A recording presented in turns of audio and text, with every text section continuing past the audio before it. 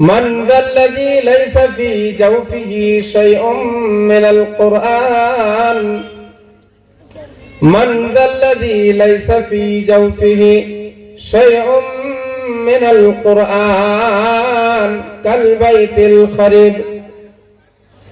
রাসূলুল্লাহ সাল্লাল্লাহু আলাইহি ওয়াসাল্লাম বলেন, যে ব্যক্তির হৃদয়ের মধ্যে কোরআন নাই, যে ব্যক্তির হৃদয়ের মধ্যে কোরআন নাই, যে কোরআন পড়তে জানে না, কোরআনের শিক্ষা যার মধ্যে নাই, কোরআনের একটা আয়াত যার হৃদয়ের মধ্যে নাই, ওই ব্যক্তির হৃদয়টা হলো, ওই ব্যক্তির অন্তরটা হলো একটা বিরান ঘরের মতো।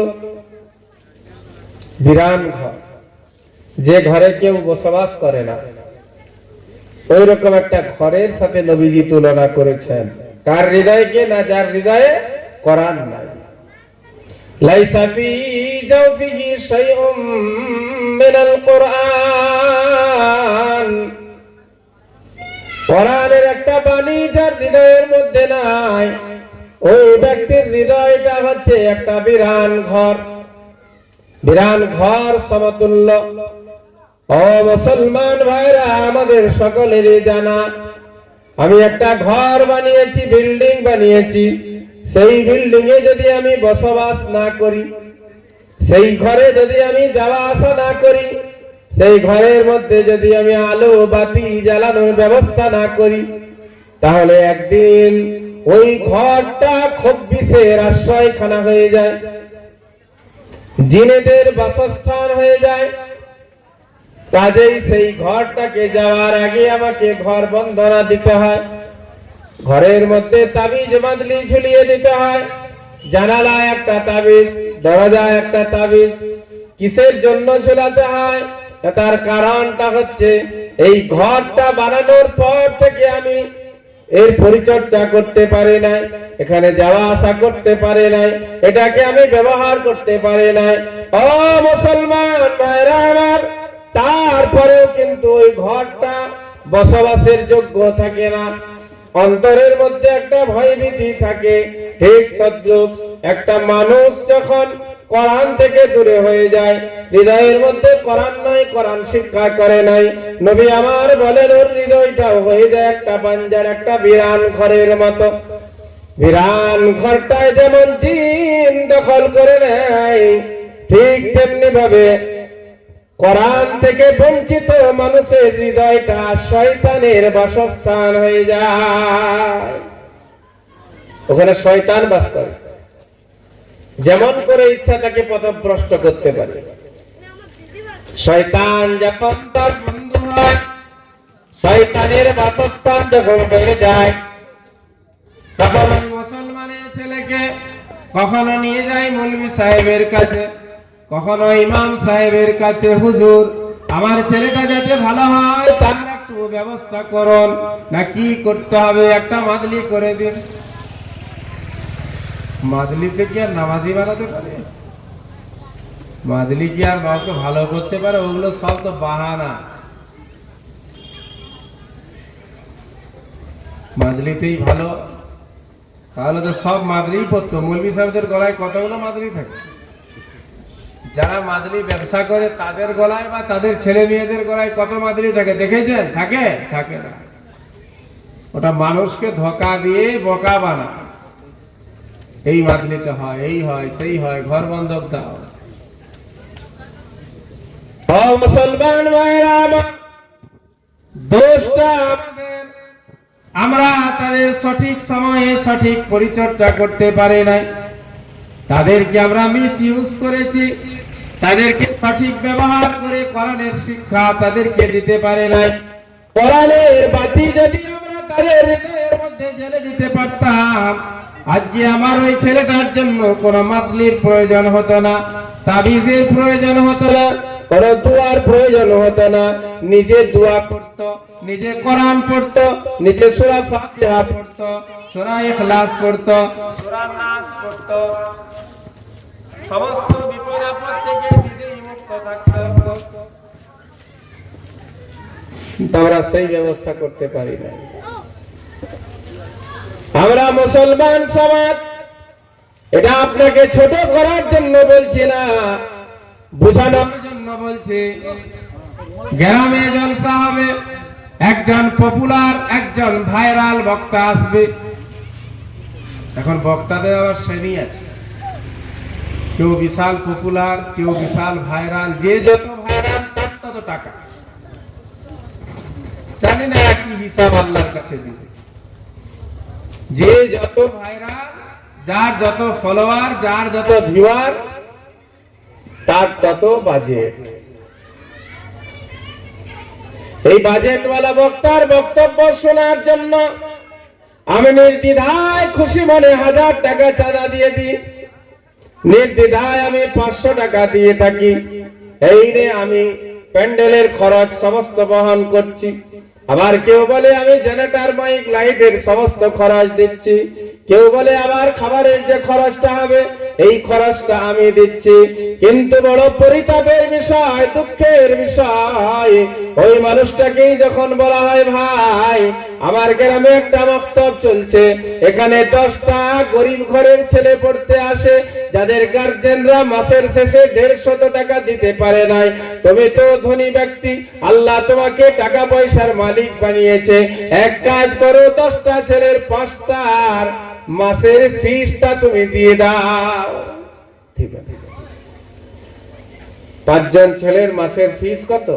150 করে হলে, হ্যাঁ, এই টাকাটা তুমি দাও। তুমি এই টাকা দিলে আমাদের যিনি পড়াচ্ছেন তিনাকে আমরা বেতনটা দিতে পারবো। দিবে না, শতবার চিন্তা করবে। কিন্তু ওই ভাইরাল বক্তার বক্তব্য শোনার জন্য 1000 টাকা দিয়েছিল, 10,000 দিয়েছিল, পুরো প্যান্ডেলের খরচ দিয়েছিল, একবারের জন্য চিন্তা করে নাই। মুসলমান ভাইরা, রাত্রি বেলা এসেছে, 3 ঘন্টা বক্তব্য রাখলো, 2 ঘন্টা 2.5 ঘন্টা বক্তব্য রাখলো, কোরআন হাদিসের কথা বলে গেল, আমার উপকার কিন্তু 0, কিছুই হলো না। সে কি বলেছে নিজেও জানে না, আর শ্রোতা কি শুনেছে এরাও জানে না। একটা কথা কিন্তু জিজ্ঞাসা করলে বলতে পারবে না কোন শ্রোতা।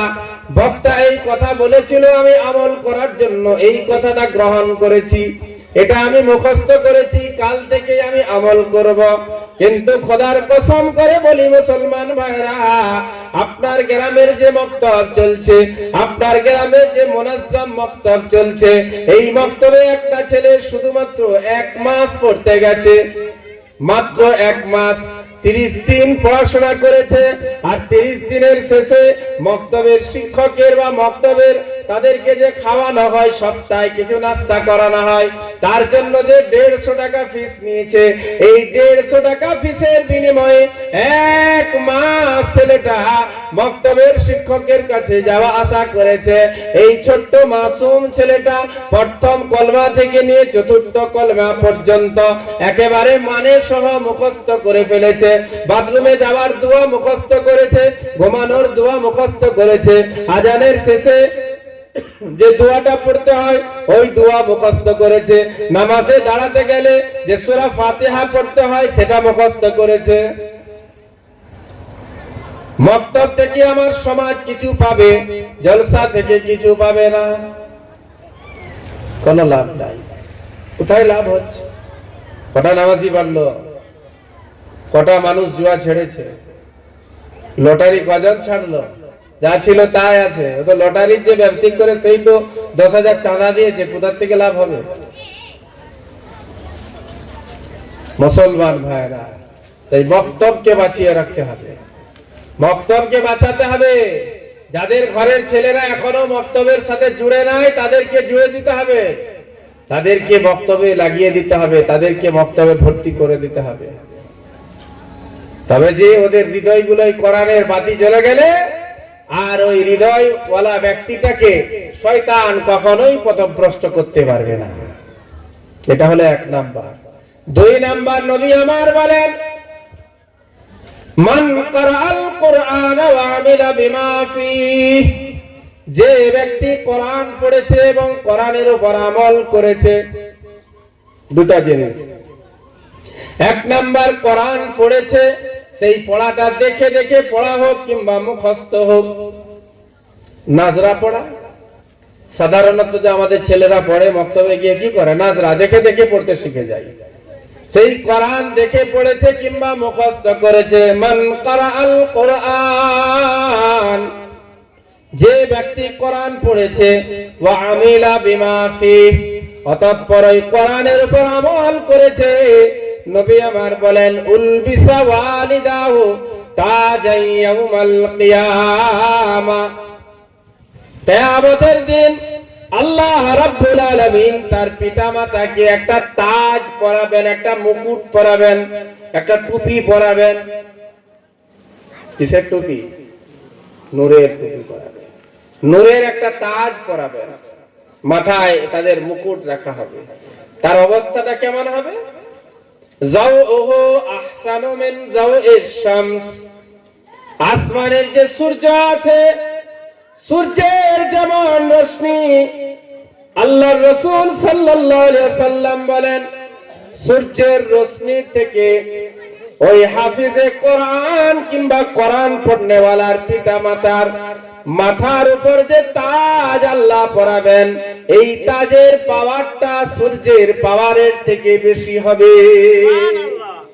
যাওউহু আহসানু মিন যাওইশ শামস ফি বুয়ুতিদ দুনিয়া লাউ কানাত ফিকুম। নবী আমার বলেন, ও আমার উম্মত উম্মতিরা, চিন্তা করো, যদি দুনিয়ার তোমাদের ঘরে 10x14 একটা রুমের মধ্যে আকাশের সূর্যকে প্রবেশ করিয়ে দেওয়া হয়, আকাশের সূর্যটাকে একটা ঘরের মধ্যে ঢুকিয়ে দেওয়া হয়, সেই ঘরের অবস্থা কি হবে? পাওয়ারটা কম হবে না বেশি হবে? শুধু বেশি না, অনেক বেশি। এই যে আলো জ্বলছে, ধরুন এটা ফাঁকা ময়দান, এই আলোটাই যদি একটা 10x14 রুমে দাঁড়ানো হয়, কেমন আলোকিত হবে? নবী আমার বলেন ফি বুয়ুতিদ দুনিয়া লাউ কানাত ফিকুম, যদি তোমরা দুনিয়ায় থাকতে দুনিয়ার একটা ঘরে আকাশের সূর্যটাকে ঢুকিয়ে যদি দেওয়া হতো, সেই ঘরের পাওয়ারের, সেই ঘরের জ্যোতির কি অবস্থা হতো? ও আমার উম্মত উম্মতিরা, চিন্তা করো, যে ব্যক্তি আমল করেছে, তার পিতা মাতার যদি আল্লাহ এত সম্মান দান করেন, যে ব্যক্তি আমল করেছে ওই কোরআন পড়নেওয়ালা ব্যক্তির সম্মান কত দান করবেন আল্লাহ। ফামা যান্নুকুম বিল্লাযী আমিলা বিহাযা, তাহলে একটু ধারণা করো, চিন্তা করো, যে কোরআনটার উপর আমল করেছে আল্লাহ তাকে কত সম্মান দান করবে। এটা তো তার পিতা মাতার জন্য বলেছেন। ও মুসলমান ভাইরা আমার, আজকে সেই কোরআন শিক্ষার কোনো মূল্যায়ন নাই। আমরা তো মৌলবীদেরকে মনে করেছি এরা হচ্ছে একটা জড় পদার্থ, এদের দ্বারা সমাজের কোনো উপকার হয় না, এরা শুধু মানুষের খেতে এসেছে। কার ঘরে কখন দাওয়াত খাবে, শুক্রবারে কার ঘরে দাওয়াত, আবার শনিবারে কার ঘরে দাওয়াত, এরা শুধু পরকেউকো মানুষ, লোকের খানেওয়ালা মানুষ। আলেমদেরকে আমরা মনে করি এরা শুধু লোকের খেতে এসে যাবে, আর কিছু কাজ নাই। ও মুসলমান ভাইরা আমার, এর থেকে বেশি যখন আমরা একটু চিন্তা করি, তখন আর একটু আমাদের তাদের মূল্যায়ন আরো সামান্য বাড়ে। কি না, রাত্রে বেলায় আমার ঘরের নাতি পোতা কান্না করছে, রাত্রে ছটফট করে কেঁদে যখন উঠে যায়, তখন কার প্রয়োজন মনে হয়? কথা বলেন, কার কথা মনে পড়ে? কথা বলুন একটু। মৌলানা সাহেবের কথাই তো মনে পড়ে না, মাস্টার ডাক্তারের কথা মনে পড়ে? রাতের গভীর রজনী আমার নাতি পোতা যখন কান্না করে, ছটফট করে উঠে, তখন ওই মসজিদের মোল্লার কথা মনে পড়ে। একটা মুরগ জবাই করতে হবে, মোল্লার কথা মনে পড়ে। আকিকার একটা গরু জবাই হবে, মোল্লার কথা মনে পড়ে। ছেলে হয়েছে, আজান দিতে হবে, মোল্লার কথা মনে পড়ে। ডান কানে আজান হবে, বাম কানে তাকবীর হবে। আবার যখন ওই ছেলে মেয়ে জওয়ান যুবতী হয়ে গেল, তাদের বিবাহ পড়াতে হবে, তখন মনে পড়ে মৌলবীর কথা। মৌলভী সাহেবের এখানে কাজে লাগবে না কি করবে, খুতবা পড়বে। ও মুসলমান ভাইরা আমার, যারা মুরব্বী বাবারা, পর্দার অন্তরালের আমার শ্রদ্ধেয় মা ও বোনেরা, মৌলভী শুধু এই কাজগুলির জন্য নয়, বরং একজন আলেম, একজন মসজিদের ইমাম, মাদ্রাসার একজন শিক্ষক, সমাজের একজন আলেম, তার দায়িত্ব হচ্ছে পুরো সমাজটা কোন দিকে চলছে, কিভাবে চলছে, কি করছে, কি খাচ্ছে, কোথায় বসছে, কার সাথে বসছে, এই সমস্ত বিষয় যার চোখের সামনে থাকবে সে হচ্ছে একজন আলেম। সব বিষয় নিয়ে চিন্তা করবে। কিন্তু আমাদের দুর্ভাগ্য যে আমরা মসজিদের ইমাম রাখতে গেলে রেজুলেশন করার সময় বলেই দিই এই বিষয়ে আপনি বলবেন, এগুলো নিয়ে আপনার মাথা গরম করা চলবে না, বলে নাই এই নিয়ে বলা যাবে না, এই কথা আপনি বলতে পারবেন না, আপনাকে এই লাইন গাইডলাইন দেওয়া হচ্ছে, এই গাইডলাইনের বাইরে আপনার যাওয়া যাবে না।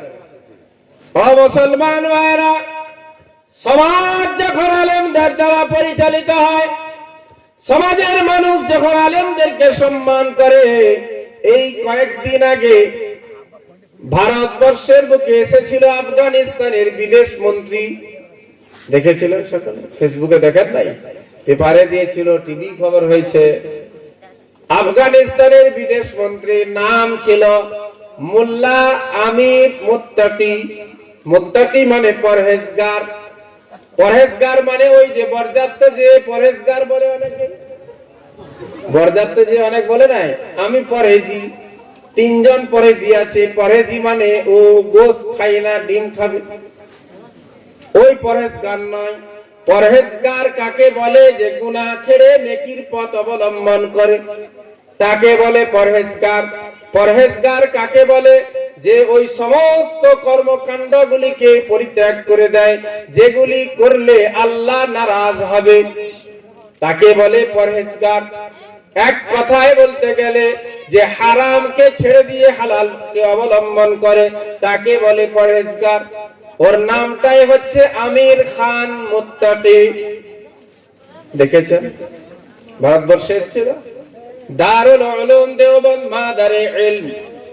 ভারতবর্ষের বুকে সর্বপ্রথম যে মাদ্রাসা নির্মাণ হয়েছিল সেই মাদ্রাসা 1866 সালে ভারতের স্বাধীনতার আগে শামলি যুদ্ধের পরে যে মাদ্রাসা নির্মাণ হয়েছিল, মাদ্রাসার নাম দারুল উলুম দেওবন্দ, গ্রামের নাম হচ্ছে দেওবন্দ। যে জায়গায় মাদ্রাসা অবস্থিত ওই গ্রামের ওই এলাকার নাম হচ্ছে দেওবন্দ। জেলা সাহারানপুর, রাজ্য উত্তরপ্রদেশ। ওই মাদ্রাসাতে উনি গিয়েছিলেন। তার কয়েকদিন পরে আবার আরেক জায়গায় গেছেন, দিল্লির একটা কোন অফিসে, যেটা শিখ ধর্মের মানুষের দ্বারা পরিচালিত একটা অফিস। ওই অফিসে গেছেন, সেখানে গিয়ে চাদর ওড়ার যখন দরকার হলো, প্রয়োজন মনে করলেন যে চাদর উঠতে হবে, শীত লাগছে। ও মুসলমান যুবক ভাইয়েরা, যখন চাদরটা তার খাদেম খুলে দিল, চাদরটার মধ্যে দেখা গেল একটা ছিদ্র আছে, একটা জায়গায় কাটা আছে, ছেঁড়া। আমরা ওই ছেঁড়া ফাটা চাদর পরে উড়ে বরযাত্র যেতে চাইবো কেউ? কথা বলে, হ্যাঁ? জাঙ্গিয়াটা যেটা ভিতরে থাকবে ওটাও তো মনে করে নতুন পরে, যেটা কেউ দেখতে পায়। আমির খান মুত্তাকি ভারতবর্ষে এসেছেন, আফগানিস্তানের বিদেশ মন্ত্রী। তার শরীরের যে চাদর, সেই চাদরের মাঝখানে একটা ছিদ্র পরিষ্কার ক্যামেরায় ধারণ করেছে, সেটা দেখতে পাওয়া যাচ্ছে। তো ওই চাদরের ছিদ্রটা দেখে আমি চিন্তা করলাম যে আজ থেকে 1350 বছর আগে বা 1400 বছর আগে যখন আমিরুল মুমিনিন হযরত ওমর ইবনুল খাত্তাব রাদিয়াল্লাহু তাআলা আনহু দীর্ঘদিন যুদ্ধ চলছিল জেরুজালেম ওই মসজিদে আকসা দখল করার জন্য, ইহুদি আলেমরা এসে বলল যে এই মসজিদ তোমরা যুদ্ধ করে দখল করতে পারবে না, এই মসজিদ দখল করতে গেলে খোদ আমিরুল মুমিনিনকে আসতে হবে।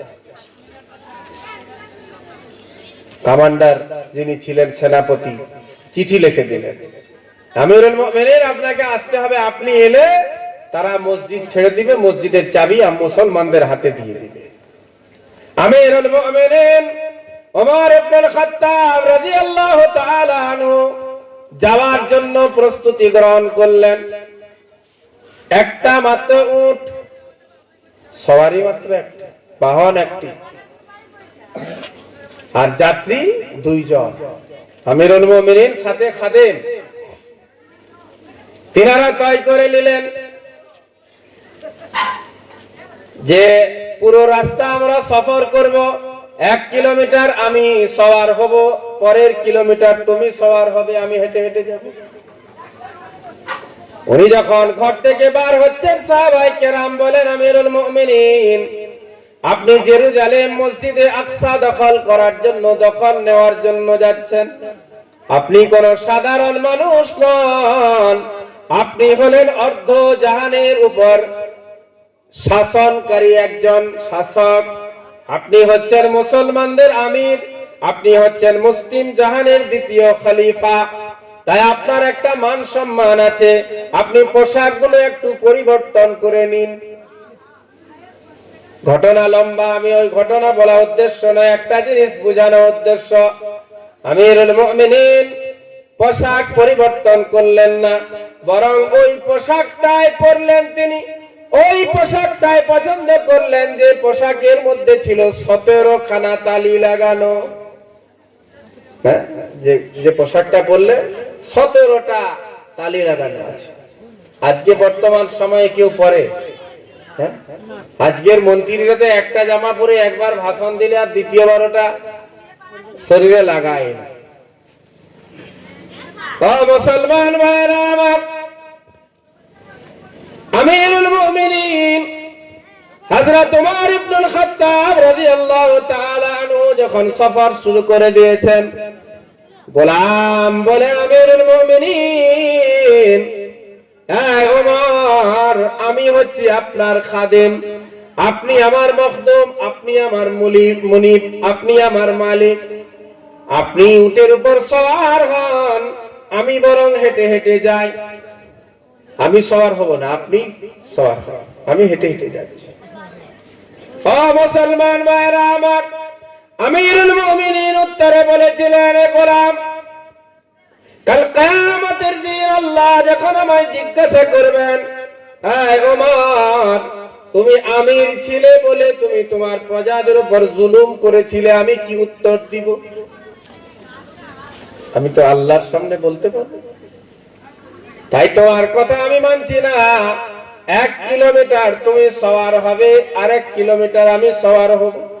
1 কিলোমিটার তুমি পায়ে হেঁটে হেঁটে যাবে, 1 কিলোমিটার আমি হেঁটে হেঁটে যাব। মুসলমান ভাইয়েরা, সিদ্ধান্ত হয়ে গেল। সিদ্ধান্ত অনুযায়ী আমল চলছে।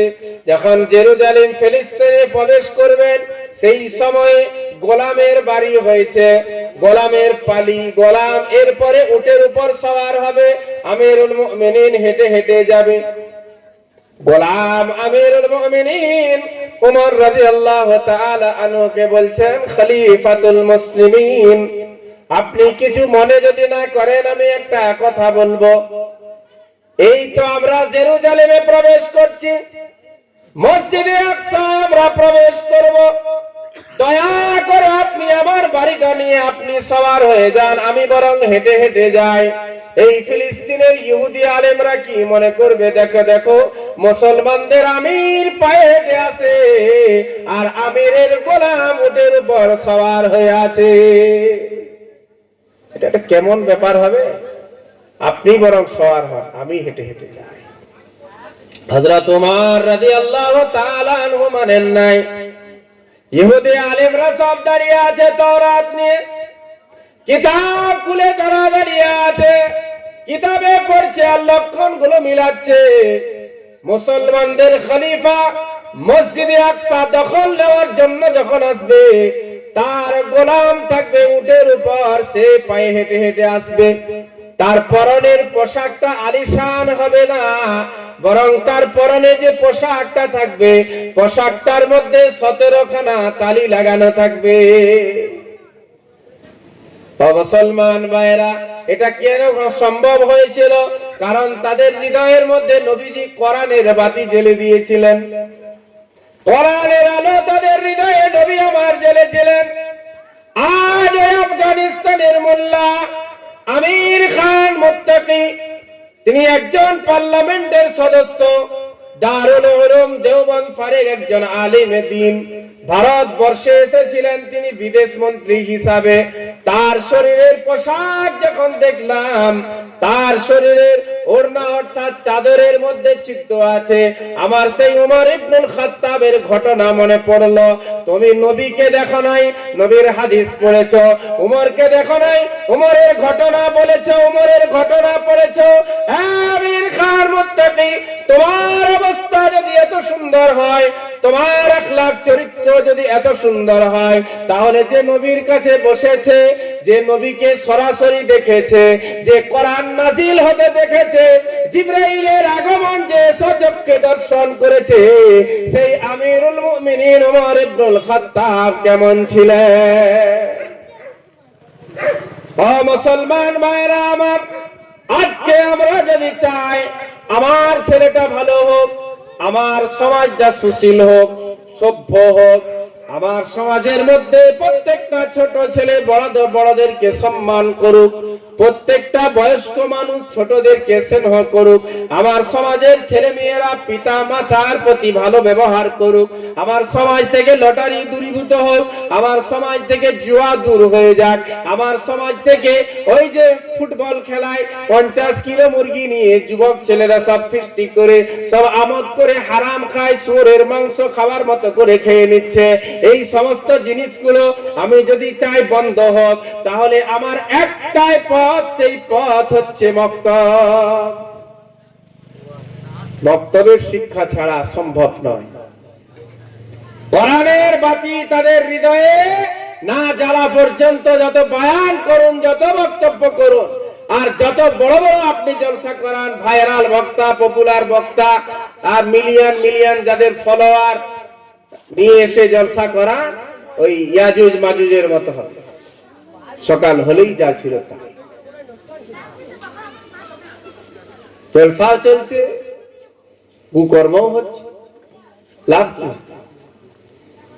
লাভ যদি আমরা চাই, আমার সমাজের ছোট ছোট ছেলেরা মেয়েরা ভালো হোক, সভ্য হোক, রাস্তাঘাটে আজ থেকে 5 বছর 7 বছর পেছনে আপনি ফিরে যান, দেখবেন রাস্তাঘাটে কেউ কাউকে সালাম দিত না।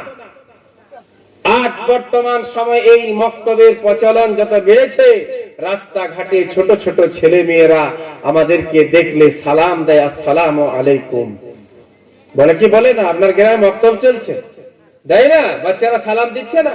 আর ওই বাচ্চাদের কাছ থেকে শিখে বর্তমানে বয়স্করা সালাম দিচ্ছে। সালামের প্রচলন বেড়েছে, পাঞ্জাবি পায়জামার প্রচলন বেড়েছে, ইসলামী যে লিবাস, সেই লিবাসের প্রচলন বর্তমান সময়ে অনেকটাই বেড়েছে। এটা শুধুমাত্র মক্তবের জন্য। তাই মক্তবের সাথে থাকি, মক্তবের পাশে থাকি, ওলামায়ে কেরামের মূল্যায়ন করি। এই ওলামায়ে কেরামের মূল্যায়ন যখন করব, সমাজ সুসজ্জিত হবে, সমাজ সভ্য হবে, সমাজের একজন আরেকজনের হক অধিকার হরণ করবে না, একজন আরেকজনের হক অধিকার দাবিয়ে দিবে না, বরং প্রত্যেকেই চাইবে যে না, আমি প্রত্যেকটি মানুষের হক, তার অধিকার সমানভাবে তাকে আমি সঠিক সময়ে দিতে পারি। নাহলে দেখেন না, কবরস্থানে ইমাম সাহেব এলান করে, ওর চাকরির ব্যাপার আছে, যদি এলান না করে তাহলে তো চাকরি থাকবে না। কি বলছেন? ইমাম সাহেব আজকে আপনি জানাজার দোয়া বললেন, কিন্তু আমার বাপ যদি ঋণী থাকে ঋণ পরিশোধ করবো, এটা তো আপনি বললেন না। কবরস্থানে বলে কি বলে না? আপনাদের গ্রামে বলে? সব জায়গায় বলে। এটা তো সেই জানাজার 4 তাকবীরের মতো হয়ে গেছে। জানাজার ফরজ হচ্ছে 6টি 8টি, তার মধ্যে ভিতরে যা আছে আছে, বাইরের ফরজ হচ্ছে খানার ব্যবস্থা আছে 1 নাম্বার, 2 নাম্বার নিয়ত বলা, 3 নম্বরে ঋণ যদি কারো কাছ থেকে নিয়েছিল পরিশোধ করতে পারে নাই, সেটা শোধ করে দিলে যোগ্য ছেলেরা আছে। আমি মনে করি বলা উচিত ছিল ইমাম সাহেবের অযোগ্য ছেলেরা আছে। ওরা আবার যোগ্য কি করে হয় যার বাপ ঋণ রেখে মরে গেছে? কি বলছেন? ওই ছেলেকে যোগ্য আপনি কি জন্য বলবেন? যার আব্বা ঋণী অবস্থায় মৃত্যুবরণ করলো, ছেলে যদি যোগ্য হতো তাহলে বাপের জীবদ্দশায় জিজ্ঞাসা করত, আপনি কি কারো কাছ থেকে কিছু নিয়েছেন? তাহলে বলুন, পরিশোধ করুন। মুসলমান ভাইরা, এটা যদি আমরা চাই যে আমার আব্বা কোন দোকানে লেনদেন করছে, সে তার ঋণ পরিশোধ করুক। আমি আব্বা, আমার ছেলেরা যেন আমার কাছে এসে, সে যত বড় হয়ে যাক, যত বড় চাকরিজীবী হোক, যত টাকার মালিক হয়ে যাক না কেন, ছোটবেলায় যেভাবে বাচ্চাটা আমার কাছে এসে দাঁড়িয়ে থাকতো, ওইভাবেই যেন পুরো জীবনটা আমার সাথে ব্যবহার করে। এটা যদি চাই তাহলে একমাত্র পথ হচ্ছে ওকে কোরআনের আলো তার হৃদয়ে জ্বালতে হবে। কোরআনের শিক্ষা ছাড়া উপায় নাই। আজকে আপনি শত শত গার্জেন এমন পাবেন যারা ওই কি বলে ওল্ড এজ হোম, বৃদ্ধাশ্রম সেখানে আছে। মুসলিম সমাজে এটা আজ পর্যন্ত আমি এখনো খবর পাইনি যে মুসলমান কেউ নিজের আব্বা মাকে ওই বৃদ্ধাশ্রমে রেখে এসে, খবর পাইনি। আল্লাহ যেন এরকম খবর না পায়, এটাই যেন আল্লাহ করেন। কিন্তু পিতামাতার অবাধ্যতা বাড়ছে না কমছে? কথা বলেন, বাড়ছে না কমছে? বাড়ছে। বাপ যখন বৃদ্ধ হয়ে গেল তখন ছেলেদেরকে ভয় করে তাকে কথা বলতে হয়। ইমাম সাহেবের সাথে দেখা হয়ে যায় রাস্তায়, মনক্ষুণ্ণ অবস্থায় আছে। ইমাম সাহেব জিজ্ঞাসা করে, বাবাজি কি হয়েছে একটু বলুন। সে বলে, বাবা ছেলেটা আমাকে দেখতে পারে না, আমাকে দেখতে পারে। কোনো কিছু বললেই রেগে যায়। ইমাম সাহেব তখন বলে, ঠিক আছে আপনার ছেলের সাথে আমি কথা বলবো। তখন এই বুড়ো বলে, খবরদার বলবেন না, বলবেন না, যেটুকু দিচ্ছে ওটা আমার দিব। হ্যাঁ, কে বলবেন না? আপনি, আপনাকে বললাম, আপনি জুমার বায়ানটা এনে এরকম ইশারা ইঙ্গিতে বলবেন, যদি বুঝতে পারে বুঝবে। ডাইরেক্ট আপনি বলবেন না, তাহলে যেটুকু পাচ্ছি ওটাও আর পাবো। এই কয়েকদিন আগের একটা ঘটনা, মা এসে চায়ের দোকানে অভিযোগ করছে, কাঁদছে, ছেলের সাথে ঝগড়া হচ্ছে মায়ের। আর যেদিন থেকে আমি দেখেছি সেই দিন থেকেই আমি ওই পিতা মাতার কথা একটু একটু বলি। ছেলের সাথে মায়ের ঝগড়া হচ্ছে, কারণ কি? মায়ের দাবি হচ্ছে, বাবা আমি তো বৃদ্ধা হয়ে গেছি, আমি এখন তোমাদের যে তরকারি, সেই তরকারি আমার আর স্যুট হয় না, আমি ওগুলো আর খেতে পারি না, হজমের প্রবলেম হয়, ঝাল টাল আমি সহ্য করতে পারি না, তো আমার জন্য যদি একটু আলাদা তরকারির ব্যবস্থা করে দাও ভালো হয়। এটা মায়ের দাবিটা কি বিশাল কিছু করে দিয়েছে নাকি? না সামান্য ব্যাপার, সামান্য কিছুই চেয়েছে ছেলের কাছে। কিন্তু ছেলের বউ তো আর মানবে না, তাই তোমার মায়ের জন্য আলাদা রান্না, তুমি আলাদা ব্যবস্থা করো। এখন যদি ও আবার আর একটা ক্লাস 2 উঠে যায়, তখন আবার মায়েদের রাগ হয়ে যাবে, তুমি আবার এমন করে দিলে, 1 ছিল 1 ঠিক ছিল, তুমি আবার 2 উঠতে গেলে কেন? তো তুমি আমার মাকে দেখতে পাচ্ছ না, ওর ব্যবস্থা তুমি দিচ্ছ না, সেবা যত্ন করছো না, তো আমাকে বাধ্য হয়ে তো 2 উঠতে হবে। কি বলছে মুসলমান ভাইয়েরা? বিবি বলেছে না আমি করতে পারবো না, সে ঠিকই বলেছে, সে কোনো করবে, তার তো মা নয়, মা তো পুরুষের, তার মা, তার বিবির তো মা নয়, তার মা তার বাড়িতে আছে। একটা ব্যবস্থা করা যেতে পারে, যখন ওর মা বাড়িতে আসবে, শাশুড়ি, শ্বশুর আব্বা, বাপকে বাপ জীবনে বলেছে কি বলে নাই মনে নাই, কিন্তু শ্বশুরই তো বললে আব্বাটা বলবে, শ্বশুর আব্বা, ওরা যখন বাড়িতে আসবে তাহলে কি করতে হবে? ওই স্বামী ঘরে তালা মেরে যেন বাইরে চলে যায়, 3-4 দিন যেন না আসে। 4-5 জন এই ভোকে এখানে মরবে, তাহলে স্যাক বুঝতে পারবে। এমন তুমি করলে কেন? কোথা পালিয়ে গেছিলে? না আমার মা যখন তোমার কাছে চেয়েছিল যে একটু ভালো সুস্বাদু খাবার করে দাও, তার জন্য ভালো খাবার বিনা ঝাল, তুমি তো করে দাও নাই, তোমার মা এসে আমি দেখবো কেন? তাহলেই সজা হয়ে যায়। আমি এই জন্য চলে গেছি। মুসলমান ভাইয়েরা, আমার চাচারা, এটা আপনাকে ছোট করার জন্য বলছি, এটা বর্তমান সময়ের আমাদের এটা দেখতে পাওয়া যাচ্ছে ঘটনা। আব্বা আজকে 10 টাকার ভিখারি হয়ে গেছে, ছেলে কিন্তু বন্ধুদেরকে শত শত টাকা চা খাইয়ে দেয়। 4টা বন্ধুর সাথে দেখা হলে, বিড়ি খাবি কিরে, সিগারেট খা, আমি এই তো এলাম দুর্গাপুর থেকে টাকা নিয়ে, সিগারেট খা, 5টা সিগারেট দাও। বাপ যখন বইকালে বললো বাবা 10টা টাকা দাও, তোমার বুড়ো বয়সে এত টাকার কি দরকার বলো? এই গার্জেন তো এমনিতেই মরে যাবে। যে গার্জেনের প্যাকেটে তার যৌবনকালে 10-20 হাজার টাকা প্যাকেটে পড়ে থাকতো, ওই গার্জেন যখন 10টা টাকার ভিখারি হয়ে যাবে এমনিতেই তো মরে যাবে, আর হায়াত কমে যাবে। ছেলে মেয়ের বিবাহ হচ্ছে না, মেয়েটার বিবাহ হচ্ছে না। 1 কিলো আপনার কি বলে বুঁদা বলেন তো, ওই ছোট ছোট মিষ্টি কি বুঁদাই তো বলেন, বুঁদা।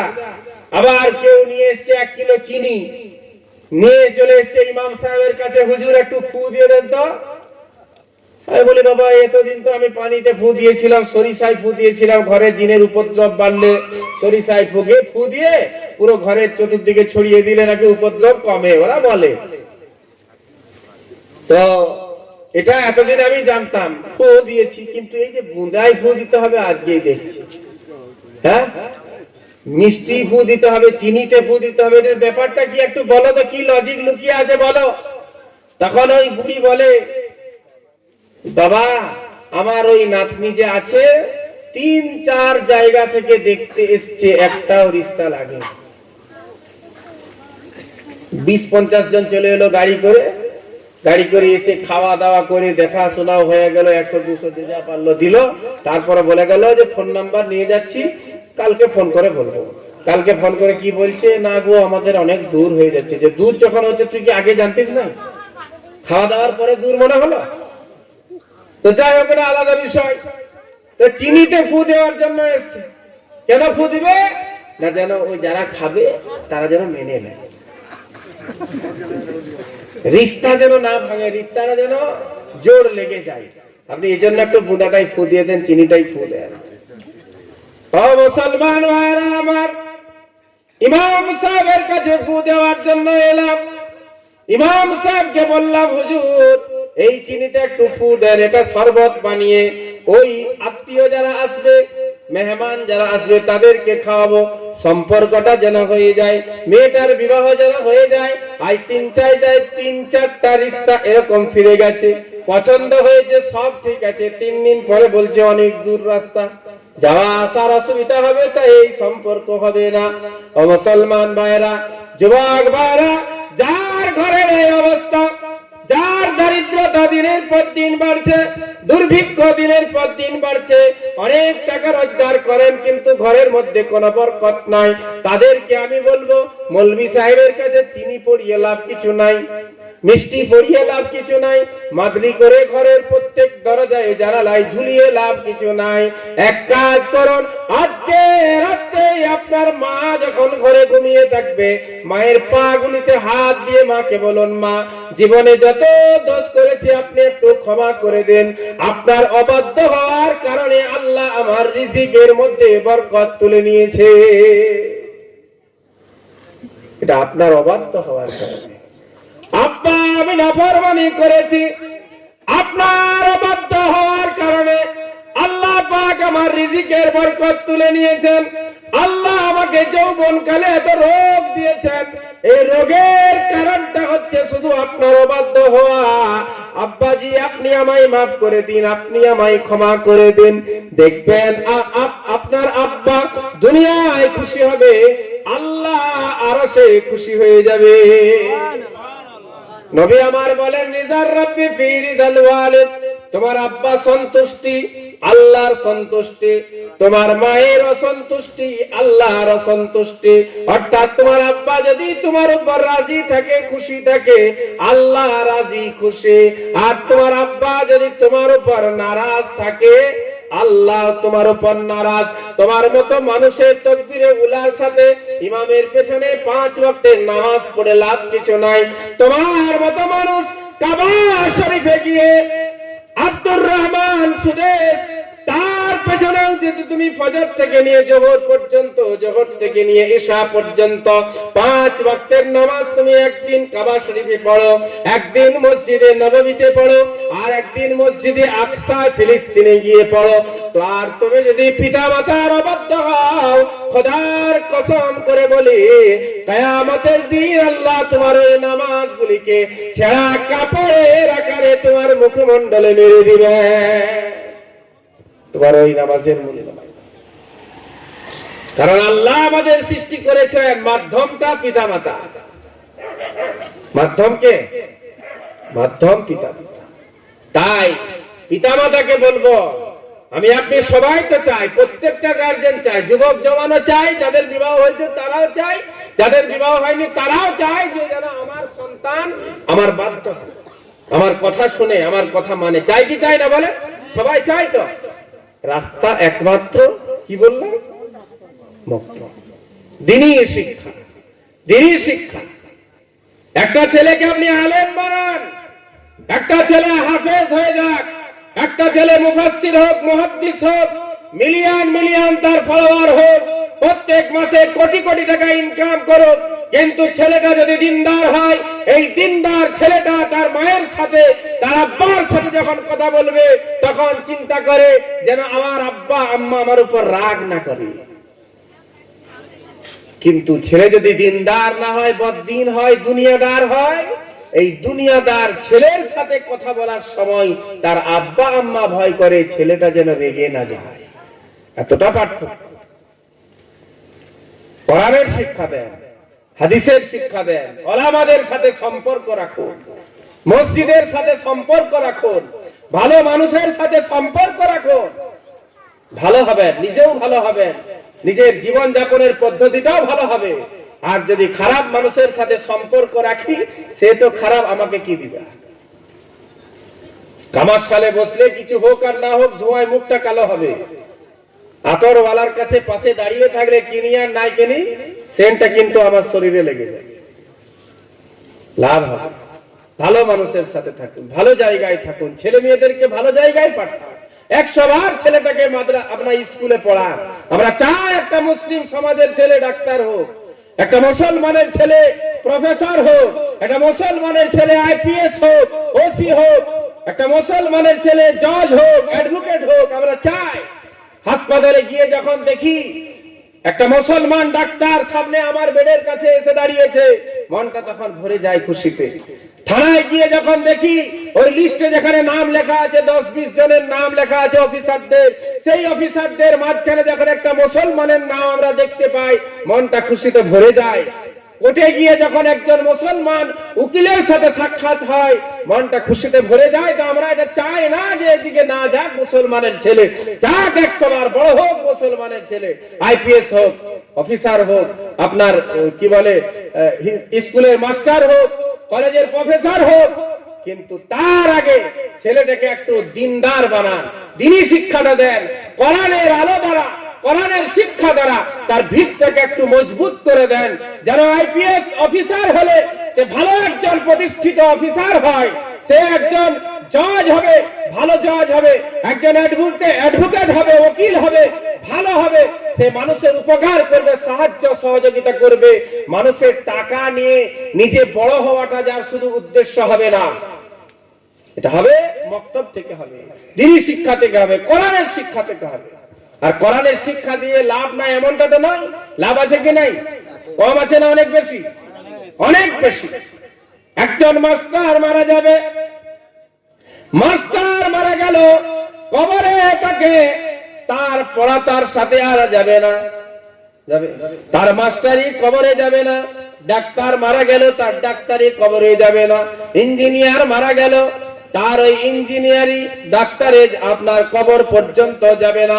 দুনিয়ার যত শিক্ষা আছে, দুনিয়ার যত পদ আছে, দুনিয়ার যত সম্মান আছে, দুনিয়ার সাথে সম্পর্ক, দুনিয়ায় তাদের যখন মৃত্যু হয়ে যায়, সম্পর্ক শেষ হয়ে যায়। কিন্তু মসজিদের একটা 5000 টাকা বেতনভুক্ত মসজিদের ইমাম, আপনার বাড়ির একটা ছেলে যে শুধুমাত্র কোরআনটা দেখে দেখে পড়তে জানে, এই ছেলেটা যখন মারা যাবে, কবরে যাবে, কোরআন তার সাথে যাবে, যাবে কি যাবে না বলেন? কোরআন তার সাথে যাবে, কোরআনী শিক্ষা তার সাথে যাবে। কাল কিয়ামতের দিন আল্লাহ রাব্বুল আলামিন এই হাফিজে কোরআনকে বলবেন, ইকালু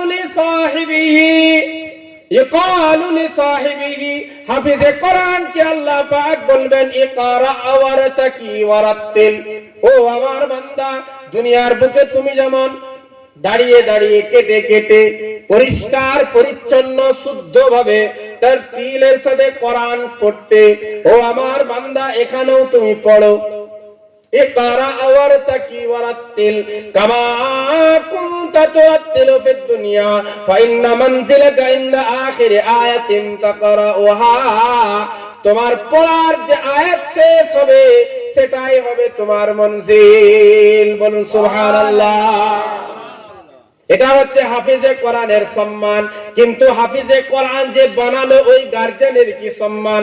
একটা হাদিস পড়লাম, আল্লাহর রাসূল বলেন তাকে সোনার তাজ পরানো হবে, সূর্যের থেকেও পাওয়ার হবে, সূর্যের থেকেও পাওয়ারফুল হবে, সূর্যের থেকেও বেশি জ্যোতির্ময় হবে, এমন একটা তাজ, এমন একটা মুকুট আল্লাহ রাব্বুল আলামিন কোরআন পড়নেওয়ালার পিতা মাতাকে পরাবেন।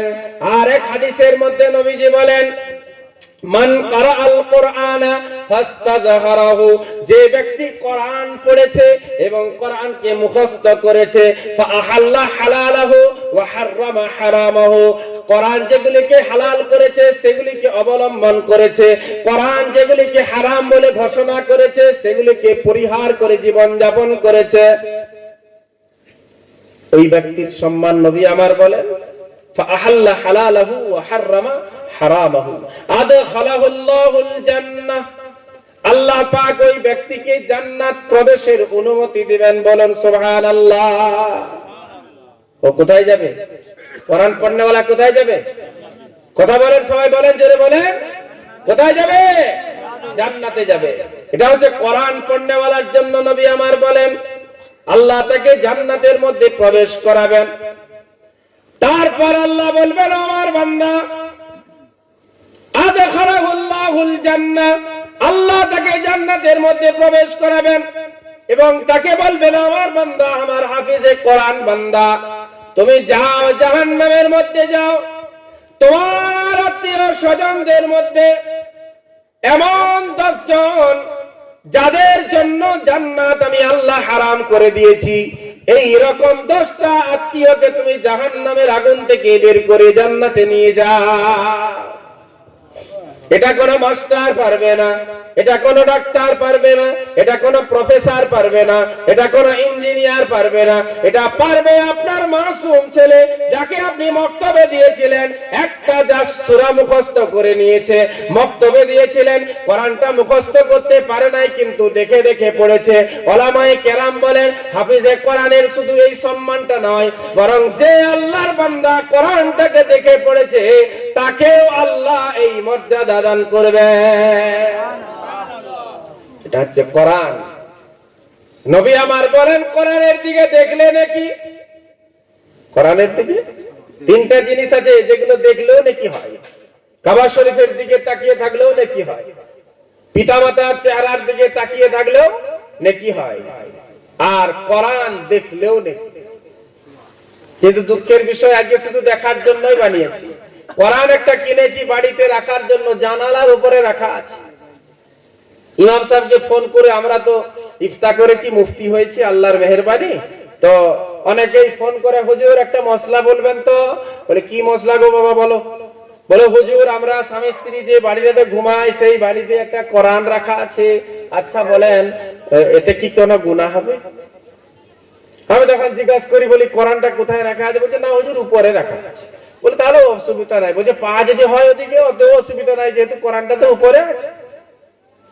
কখনো জিজ্ঞাসা করে না, হুজুর কোরআনটাতে জীবনে পড়ি নাই, এর জন্য কি গুনাহ হবে? এটা জিজ্ঞাসা করবে না। জিজ্ঞাসা করবে, পা করে শুই, হ্যাঁ ওই ঘরে স্বামী স্ত্রী ঘুমায়, এতে কি হবে?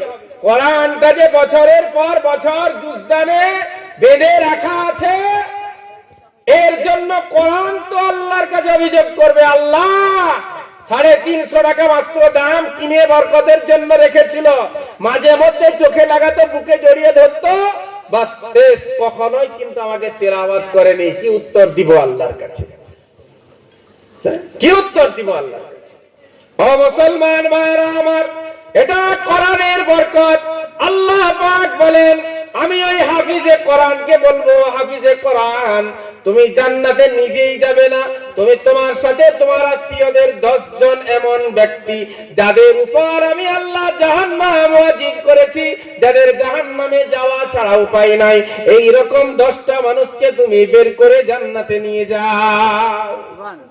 জান্নাতে এরকম 10 জনকে জান্নাতে। ইমাম গাজ্জালী রাহমাতুল্লাহ আলাইহি। ও মুসলমান ভাইরা, আজকে আমরা কোরআনকে অবহেলা করেছি, কোরআনওয়ালাকে অবহেলা করেছি। কোরআনের কতটা সম্মান, একটা ঘটনা বলি তাহলে বুঝতে পারবেন। ইমাম গাজ্জালী রাহমাতুল্লাহ আলাইহি ঘুমিয়ে আছেন, স্বপ্ন যোগে কে যেন তাকে এসে বলছেন, এই ইমাম গাজ্জালী তুমি যাও, তুমি এখান থেকে এই পাশের গ্রাম কি বনগ্রাম, বনগ্রামে যাও, বনগ্রামে গিয়ে দেখো রহমাতুল্লাহ নামে আমার একজন বান্দা মারা গেছে। ওই বান্দার জানাজা পড়ানোর মতো কেউ নাই, গোসল দেওয়ার মতো কেউ নাই, কাফন কেটে তাকে পরানোর মতো কেউ নাই। তুমি যাও, কাফনের ব্যবস্থা করো, দাফনের ব্যবস্থা করো, গোসলের ব্যবস্থা করো এবং নিজে তার জানাজা পড়িয়ে তুমি নিজ হাত দিয়ে তাকে কবরস্থ করো। ইমাম গাজ্জালী রাহমাতুল্লাহ আলাইহি আল্লাহর বিখ্যাত একজন ওলি, আল্লাহ বিখ্যাত ওলি, স্বপ্নে দেখছেন কে যেন তাকে বলছেন। সকাল বেলায় বেরিয়ে গেছেন, বনগ্রাম গ্রামে গেছেন। যাওয়ার পর জিজ্ঞাসা করলেন, এখানে কি কেউ রহমতুল্লাহ নামে মারা গেছে? যাকে জিজ্ঞাসা করা হলো সে বলল, আমি জানি নাই, কেউ মারা গেছে আমি এখন পর্যন্ত শুনি নাই। মনটা বড় খারাপ হলো, উদাস হয়ে গেলেন। তাই তো আমার স্বপ্নটা কি তাহলে মিথ্যা স্বপ্ন? হাঁটতে লাগলেন, গ্রামের শেষ প্রান্তে পৌঁছে গেছেন। সেখানে একজনকে জিজ্ঞাসা করলেন, এখানে কি রহমতুল্লাহ নামে কেউ মারা গেছে?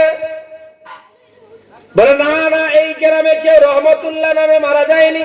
হ্যাঁ, ওই যে গ্রামের শেষ সীমায় জঙ্গলের সামনে একটি মাত্র ঘর আছে, ওই ঘরের আল্লাহর একজন বান্দা মারা গেছে, আপনি সেখানে যান, হয়তো ওর নামে রহমতুল্লাহ। ইমাম গাজ্জালী রাহমাতুল্লাহ আলাইহি সেখানে গেছেন। যাওয়ার পরে দেখলেন আল্লাহর এক বান্দা মৃত অবস্থায় ঘরে পড়ে আছে, তার বিবি শুধু পাশে বসে আছে, ছেলেটা পাশে বসে আছে, একেবারে জীর্ণ শীর্ণ অবস্থা, মানে কোনো আলেম নয়, কোনো হাফেজ নয়, কিছুই নয়, একটা সাধারণ মানুষ জঙ্গল থেকে কাঠ কেটে নিয়ে এসে বিক্রি করে তার সংসার চলতো, এইরকম একটা মজদুর শ্রেণীর, লেবার শ্রেণীর মানুষ। ইমাম গাজ্জালী রাহমাতুল্লাহ আলাইহি কোনো কথা না বলে জানাজা করিয়ে দিয়েছেন, জানাজা পড়েছেন, তাকে কবরস্থ করেছেন।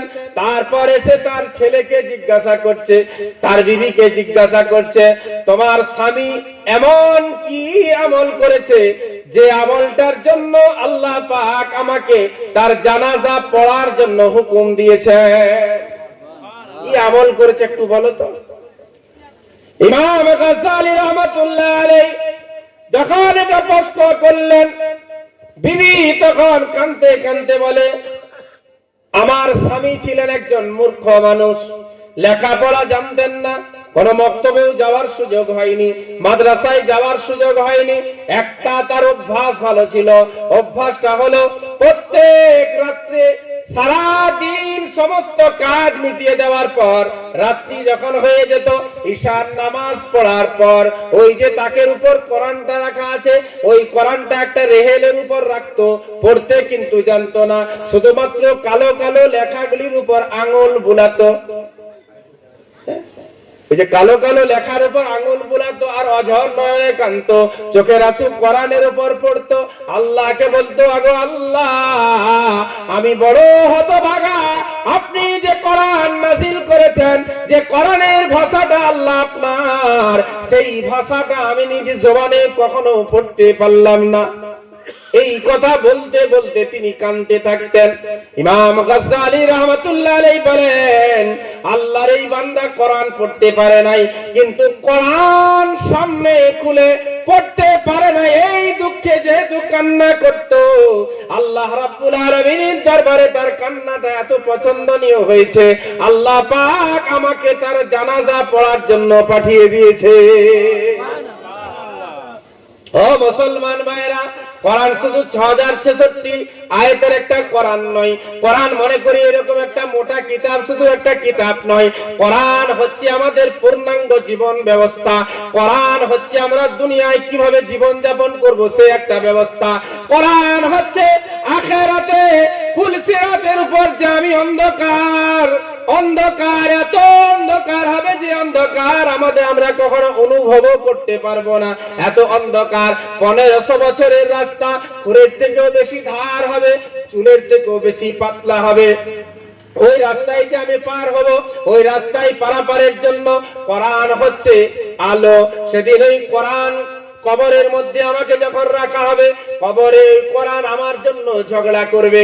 আল্লাহর যে বান্দা আমাকে দুনিয়ায় তিলাওয়াত করেছে, আমার হিফাজত করেছিল, প্রত্যেকদিন কোরআন তিলাওয়াত করত, এই ফেরেশতারা তোমরা ফিরে যাও, ফিরে যাও, একে তোমরা প্রশ্ন করতে পারবে না। এই কথা বলবে না, বলবে শুধু আমার হাতে হাত দিয়ে আমার সাথে সম্পর্ক রাখো। 2 মাসে 3 মাসে একবার করে যাবে, 500 টাকার নোট দিয়ে আসবে একটি করে, বছরে একটি করে জলসা করাবে, 10,000 টাকা আমার ভিজিট দিবে, কবরে যাবে, কোনো অসুবিধা হবে না, আমি তোমাকে ফের করব।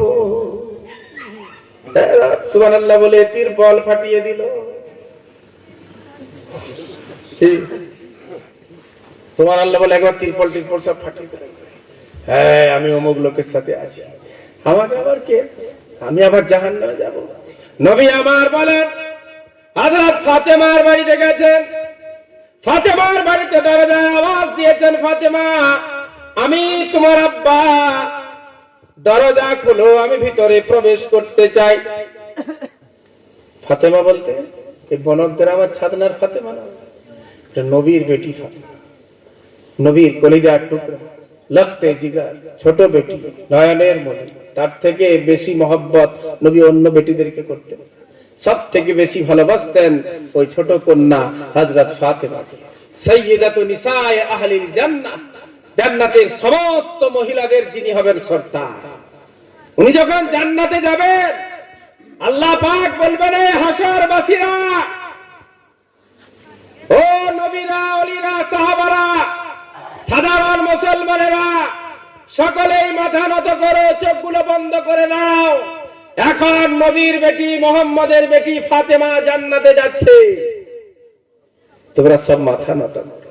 যদিও হাদিস দুর্বল, সহি হাদিসের ঘটনা নয়, দুর্বল হাদিস। এত সম্মান আল্লাহ যাকে দিয়েছেন, নবী আমার বাইরে থেকে আওয়াজ দিয়েছেন, ও ফাতেমা দরজা খোলো, আমি তোমার আব্বা, তোমার সাথে সাক্ষাৎ করার জন্য এসেছি।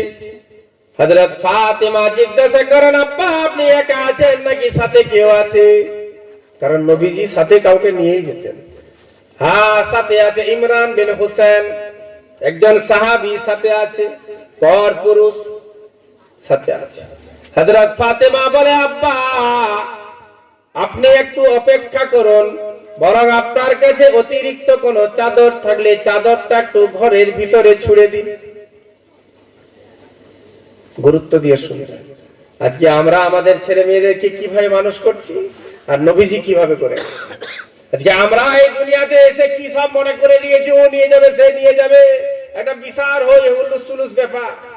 হ্যাঁ, আমল টামল থাক আর নাই থাক, বাবা খাজা বাবা পার করেগা। খাজা বাবা নিজেই জানে না তাকে কে পার করবে, এখানে বলে দিলে বলবে ও এই সে। আব্দুল কাদের জিলানী কোন কিতাবে লিখে গেছেন যে আমি জান্নাতে যাব, গ্যারান্টি দেখাতে পারবে কিয়ামত পর্যন্ত? মঈনুদ্দিন চিশতি কোন কিতাবে লিখে গেছেন আমি জান্নাতে যাব বা আমি আরো 20-50 হাজার মানুষকে জান্নাতে নিয়ে যাব, তোমাদের কিছু করার দরকার নাই? কোন কিতাবে আছে লিখে গেছেন? কেউ প্রুফ করতে পারবে? কিয়ামত পর্যন্ত পারবে না। আব্দুল কাদের জিলানী প্রত্যেক রমজান মাসে এত কোরআন খতম করতেন। আব্দুল কাদের জিলানী রাহমাতুল্লাহ আলাইহি সারা রাত্রি দাঁড়িয়ে নফল নামাজ পড়তেন। খাজা মঈনুদ্দিন চিশতি রাহমাতুল্লাহ আলাইহি এত নফল নামাজ পড়তেন, আমি মুসলমানের ছেলে ফরজ পড়তে পারি না। আর আপনি বলছেন আমি খাজা বাবা পার করে না, খাজা বাবার সাথে আমার সম্পর্ক। ওরা খাজা বাবাকে মানে না, শুধু গাড়িতে লিখে দিয়েছে KGM খাজা গরিব নওয়াজ। আরে বাবা, গাড়িতে লিখেই সব শেষ। খাজা গরিব নওয়াজের সাথে যার সম্পর্ক সে লটারি কাটতে পারে না। খাজা গরিবে নওয়াজের সাথে যার সম্পর্ক সে জুয়া খেলতে পারে না। আব্দুল কাদের জিলানী বা ফুরফুরা শরীফের দাদা হুজুর পীর কেবলা রহমাতুল্লাহ আলাইহিকে যে ভালোবাসে সে হারামখোর হতে পারে না। হারামখোরিও করবেন আর বলবেন দাদা হুজুরকে ভালোবাসি, হারামখোরিও করবেন আর শুধু হাতে চুমকে চোখে কপালে লাগিয়ে নেবেন, বলবে সব শেষ।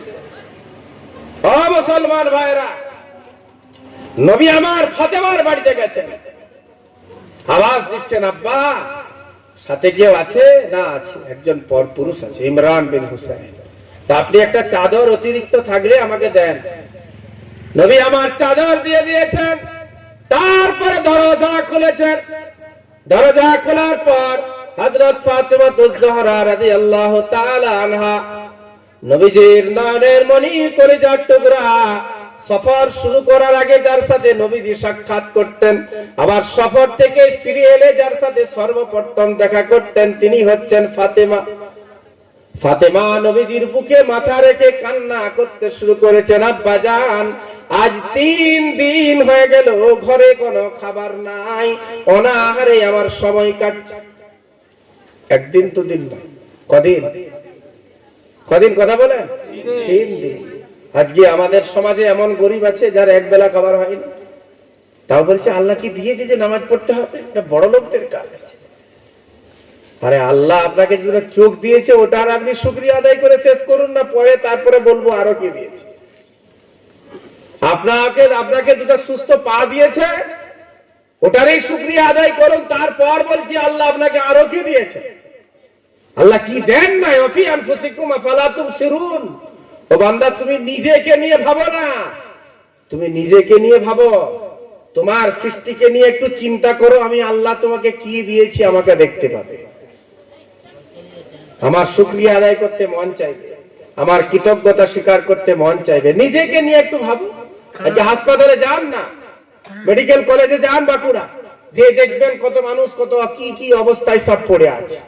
আল্লাহ তার থেকে ভালো রেখেছে কি রাখে নাই? আজকে বাজার দিয়ে পেরিয়ে যান, আমার ধরুন সুগার হয়ে গেছে, বাজার থেকে পেরিয়ে যাচ্ছি, আর ছাতনা জামে মসজিদের পাশেই একটা মিষ্টির দোকান আছে, দেখেন নাই? আছে নাই?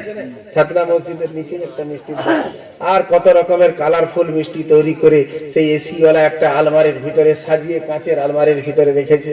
আমাদের শুধু দেখায়, এই আজকে ইমাম সাহেব খেতে দিয়েছেন আমাকে, খাওয়ার পরে আবার এই বড় বড় রসগোল্লা দেখায়, হলে ছবি করে মনের আকাশে রাখলাম, মনের মাঝে। খাওয়ার উপায় নাই। আল্লাহ কি দেন নাই? কলা দিয়েছিলেন কত সুন্দর সুন্দর, দুটো একটা খাওয়া যেত, কিন্তু ও উপায় নাই। আঙ্গুর দিয়েছেন, কত রকমের ফল ফ্রুট দিয়েছিলেন এক খাঞ্চা ভরে, উপায় নাই।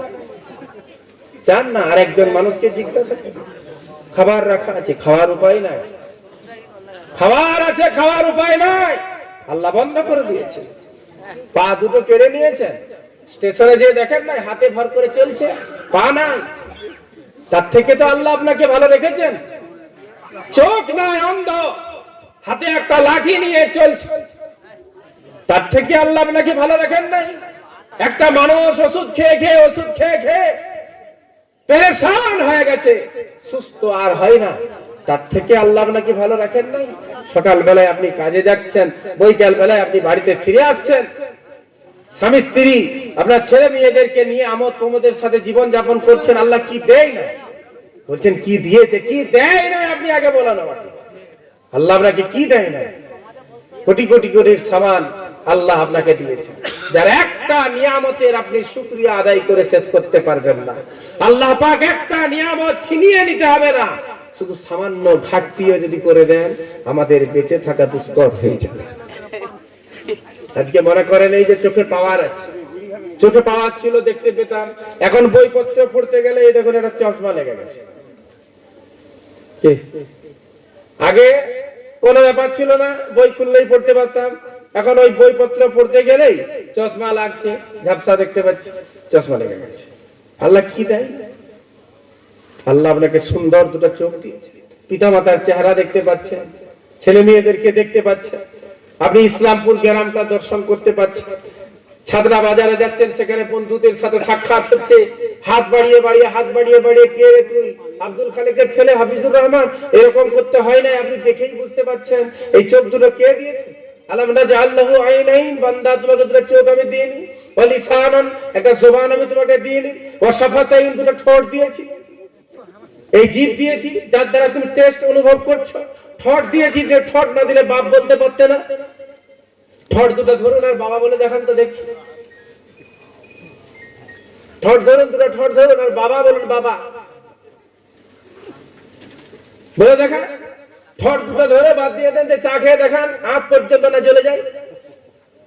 ঠোঁট গুলো বাদ দেন, যে চা খান। ওই যে প্রত্যেকদিন চায়ের চুস্কি নিচ্ছেন না সকাল বিকাল 50 টাকা করে, ঠোঁট ধরে ধরুন, একটা ঠোঁট বাদ দিয়ে দেন, দিয়ে চাটা খান, একবারে কলিজা পর্যন্ত পুড়ে যাবে।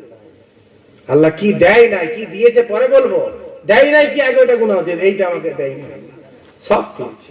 তারপরেও বেনামাজি, তারপরেও মসজিদ থেকে দূরে, তারপরেও লটারির আড্ডা, তারপরেও জুয়ার আড্ডা, তারপরেও ওই খেলাধুলা নিয়ে সব ব্যস্ত হয়ে আছে। মুসলমানের ছেলে মুরগি জিতে নিয়ে চলে এলে 50 কেজি মুরগি, হিপিপ পুরে করে একবারে বেলাতর থেকে নিয়ে ছাদনা পর্যন্ত চলে এলে, তারপরে পরের দিনে একবারে বিশাল এক আয়োজন। কিসের আয়োজন? না অমুক জায়গায় মুরগি জিতে নিয়ে এসছে, আজকে সব খাওয়া হবে। আরে বাবা, ওটা খাওয়া আর একটা মরা ছাগল খাওয়া সমান। তোমাকে বললো, তোমার বিশ্বাস হলো? আল্লাহ রাসূল বলেছেন যে শরীরের মাংসটা হারাম দ্বারা তৈরি হয়েছে, ওটা আল্লাহ জাহান্নামে না পুড়িয়ে ওকে জান্নাতে দিবে না। এই কথা ওই ছেঁড়া চাদরওয়ালারা বলবে, এই কথা মসজিদের 5000 টাকার ইমাম বলবে, এই কথা মসজিদের মক্তবের একজন শিক্ষক আপনাকে বলবে, কিন্তু সেটা বললে আপনার রাগ হয়। ও মুসলমান ভাইরা আমার, যুবক জওয়ান ভাইরা, জীবনটাকে একটু পরিবর্তন করি, জীবনটাকে একটু পাল্টাই। যদি এই দুনিয়ার বড় বড় অ্যান্ড্রয়েড সেট মোবাইল আর 25-30 ইঞ্চির একটা এলসিডি টিভি ঘরে লাগানোটা কামিয়াবি হতো, কোটি কোটি টাকা ব্যাংক ব্যালেন্স যদি কামিয়াবি হতো, তাহলে মুহাম্মদুর রাসূলুল্লাহ সাল্লাল্লাহু আলাইহি সাল্লামের ঘরে এত দুর্ভিক্ষ থাকতো না, আবু হুরায়রার ঘরে এত দুর্ভিক্ষ থাকতো না। 5700 বেশি হাদিস যিনি বর্ণনা করেছেন। কত বললাম সংখ্যা? 5700 বেশি, 5734 কি 74, 5700 উপরে হাদিস যার মুখস্থ ছিল, নবীজির কাছ থেকে শুনেছেন, মুখস্থ করেছেন।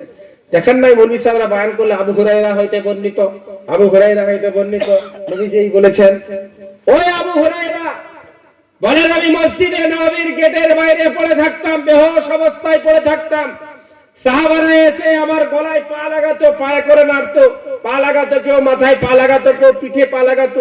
কারণ আরবের লোকেরা মনে করতো যে আমার মধ্যে মির্গি রোগ আছে, আর মির্গি রোগীকে যদি পা লাগিয়ে দেয় ভালো হয়ে যায়, সেই তারা ধারণা করে আমার শরীরে পা লাগাতো। ওয়ামা আবি ইল্লাল জু, কিন্তু আমার কোনো রোগ ছিল না, শুধুমাত্র ক্ষুধার্ত, খিদার কারণে আমি বেহুশ পড়ে থাকতাম।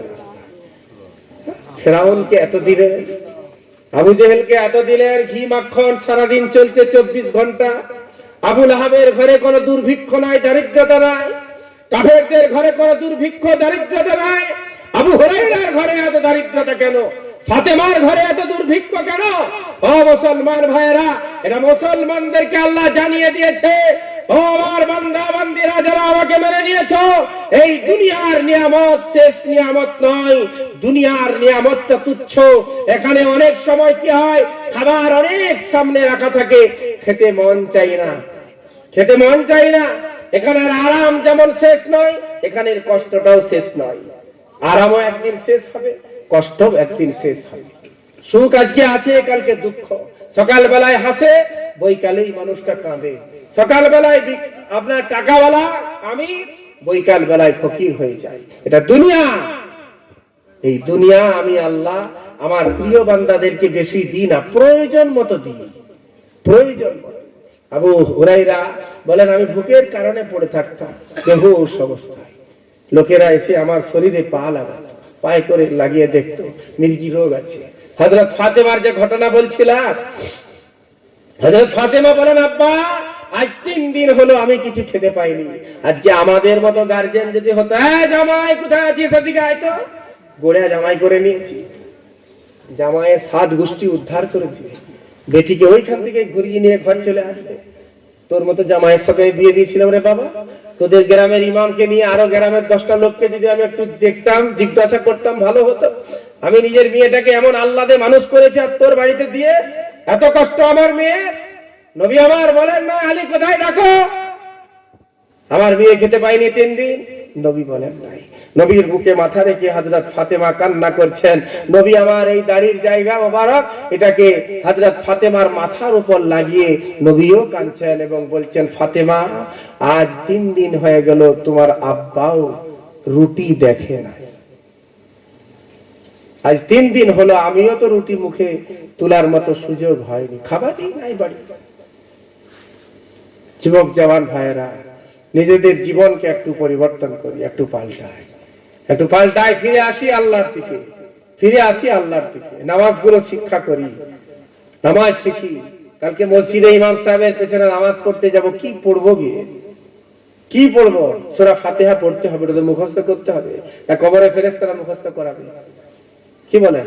নামাজ পড়তে গেলে সূরা ফাতিহা আর একটা যে কোনো সূরা লাগবে, 4টা জরুরি নয়, একটা হলেও হবে। 4 রাকাত সুন্নত পড়তে গেলে 4টা সূরা লাগে, ফরজ 4 রাকাত পড়তে গেলে কয়টা সূরা লাগবে? 2টো। প্রথম 2 রাকাতেই 2টা সূরা মিশাতে হবে, যদি ওটাকে ভুলে যাই পরের 2 রাকাত মিশিয়ে আবার সহজীটা করতে হবে, যারা মশলা। তো সুন্নত পড়তে গেলে 4টা সূরা, ফরজ পড়তে গেলে 2টা। এখন মনে করেন একটা মানুষের কিছুই নাই, ওই সূরা ফাতিহার সাথে ইন্না আতাইনা মুখস্থ আছে, নামাজ হবে কি হবে?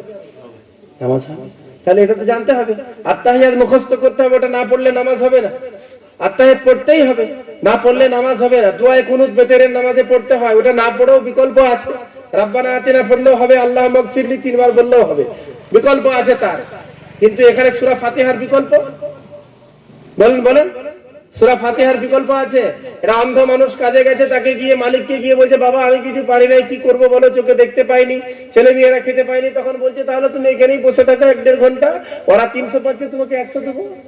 তো একটা বুড়ো মানুষ অপারক, সূরা মুখস্থ করেনি, মক্তবে যায়নি, মাদ্রাসাও যায়নি, এখন বুড়ো বয়সে শখ হয়েছে, মসজিদে নামাজ পড়তে গেছে, আল্লাহকে বলছে, আল্লাহ আমি সূরা টুরা কিছু জানি না। ওয়ালা মারা বলেছে, তুমি ওই কাতারে দাঁড়িয়ে থাকবে, আল্লাহ যদি চাই কিছু দিবে শেষকালে। বরযাত্র খাবার পরে এটো কুটো খাবো না প্রথমে খাবো? কথা বলেন। বরযাত্র খাবার আগে খাবো নাকি বরযাত্রের পরে যদি বেড়ে যায় সেটা দিলে খাবো? কথা বলেন। প্রথম চান্স 1 নাম্বার হতে চাই কি চাই না সবাই? তাহলে 1 নাম্বার হতে চাইলে নামাজ পড়তে হবে। আমার নামাজ পড়তে গেলে সূরা মুখস্থ করতে হবে। এই সূরা কিন্তু আইসিডিএস দিবে না, এই সূরা আপনার প্রাইমারি দিবে না, এই সূরা আপনার কলেজ দিবে না, ইউনিভার্সিটি দিবে না, এই সূরা আপনার ওই যে টিউশন মাস্টাররা দিবে না। এই সূরা আপনাকে মুখস্থ করাবে, আপনার ছেলেকে শিক্ষা দিবে। এই মসজিদের 5000 টাকা যাদের বেতন, যাদের সমাজে বেশ ভ্যালু না, মৌলভী সাহেব বেরিয়ে যাচ্ছে। বিশাল কিছু প্রটোকলের ব্যাপার আছে নাকি মৌলভী সাহেবদের? প্রটোকল বিশাল আছে কিছু? কই বলে 5000 টাকা বেতন, পড়ি কি করবি? ভিখারি হয়ে যাবে। মাদ্রাসায় পড়ি কি করবি? ভিখারি। হ্যাঁ, ভিখারি হয়ে যাবে।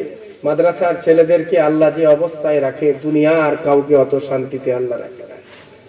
মাদ্রাসার ছেলেরা নিষ্পাপ।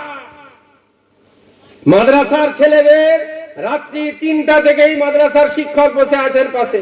কেশপুর নাদেউল মাদ্রাসার একজন শিক্ষক, একারিয়াতেই বাড়ি, আজকে জুম্মার দিন ছুটিতে আছে, বই চলুন তাহলে ঘুরে আসবে। ভোর 3টা থেকে উঠে যায়, তারা কোরআন নিয়ে কোরআন তেলাওয়াত করতে থাকে। তারপর আপনার গ্রামের মসজিদে আসে ইমামতি করার জন্য, আপনার এলাকার কোন বক্তব্য পরিচালনা করার জন্য যায়। ও মুসলমান ভাইরা, ওর ছোট থেকে নিয়ে 8 পর্যন্ত কোন গুনার রাস্তায় ওরা চলে না।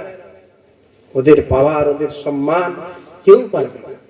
তাই ওদেরকে সম্মান করুন, ওদেরকে আদর করুন, ওদেরকে মহব্বতের দৃষ্টিতে দেখুন, ওদেরকে ছোট মনে করবেন না। প্রাণ প্রিয় মুসলমান ভাইরা, হযরত ফাতেমার যে ঘটনা বলছিলাম, নবী আমার হযরত ফাতেমাকে সান্ত্বনা দিলেন, ফাতেমা এই দুনিয়ায় তো শেষ নয়, আখিরাত আছে, আখিরাতে আল্লাহ নাজ ও নিয়ামতের ব্যবস্থা করেছেন। প্রাণ প্রিয় ভাইরা, আমার চাচারা, মুরব্বী বাবারা, তো আমরা মক্তবের সাথে থাকবো ইনশাআল্লাহ। রাজি আছেন সকলে? সকলে আছেন? কত করে বেতন লাগে এখানে? 150 টাকা করে। আমাদের ওখানে নুরানি মক্তবতে আপনার 100 টাকা লাগে। মুনাজ্জাম মক্তবের একটা সিস্টেম আলাদা, সেই সিস্টেম আলাদার কারণে 150 টাকা লাগে, তার শুনলাম নাকি 50 টাকা বাচ্চাদের জন্যই খরচ করা হয়। সপ্তাহে চকলেট, তাদেরকে কেক টেক সব দেওয়া হয়। আমরা যারা মসজিদ ওয়ার সাথী আছি তারা এবং আমার এই যুব সমাজ যুবক ভাইরাই বসে আছেন, একটু বলবো সকলকেই মক্তবের সাথে থাকুন, মক্তবকে আরো বাড়ান। ঘরে ঘরে আপনি খোঁজ নেন কার ছেলে মক্তবে আসে নাই, কার মেয়েটা মক্তবে আসে নাই, তাদেরকে আপনি ধরে ধরে মক্তব পর্যন্ত নিয়ে আসুন। ইনশাআল্লাহ এর উত্তম বদলা আল্লাহ দুনিয়াতেও দিবেন, আখিরাতেও দিবেন। তো যে কথা আমি বলছিলাম ওই বিষয়ে আর একটি কথা বলেই ইনশাআল্লাহ শেষ করে দেবো। ঠান্ডা হলে যে আবার যেতেও হবে অনেক দূর। নবীজি সাল্লাল্লাহু আলাইহি সাল্লামের যুগের ঘটনা।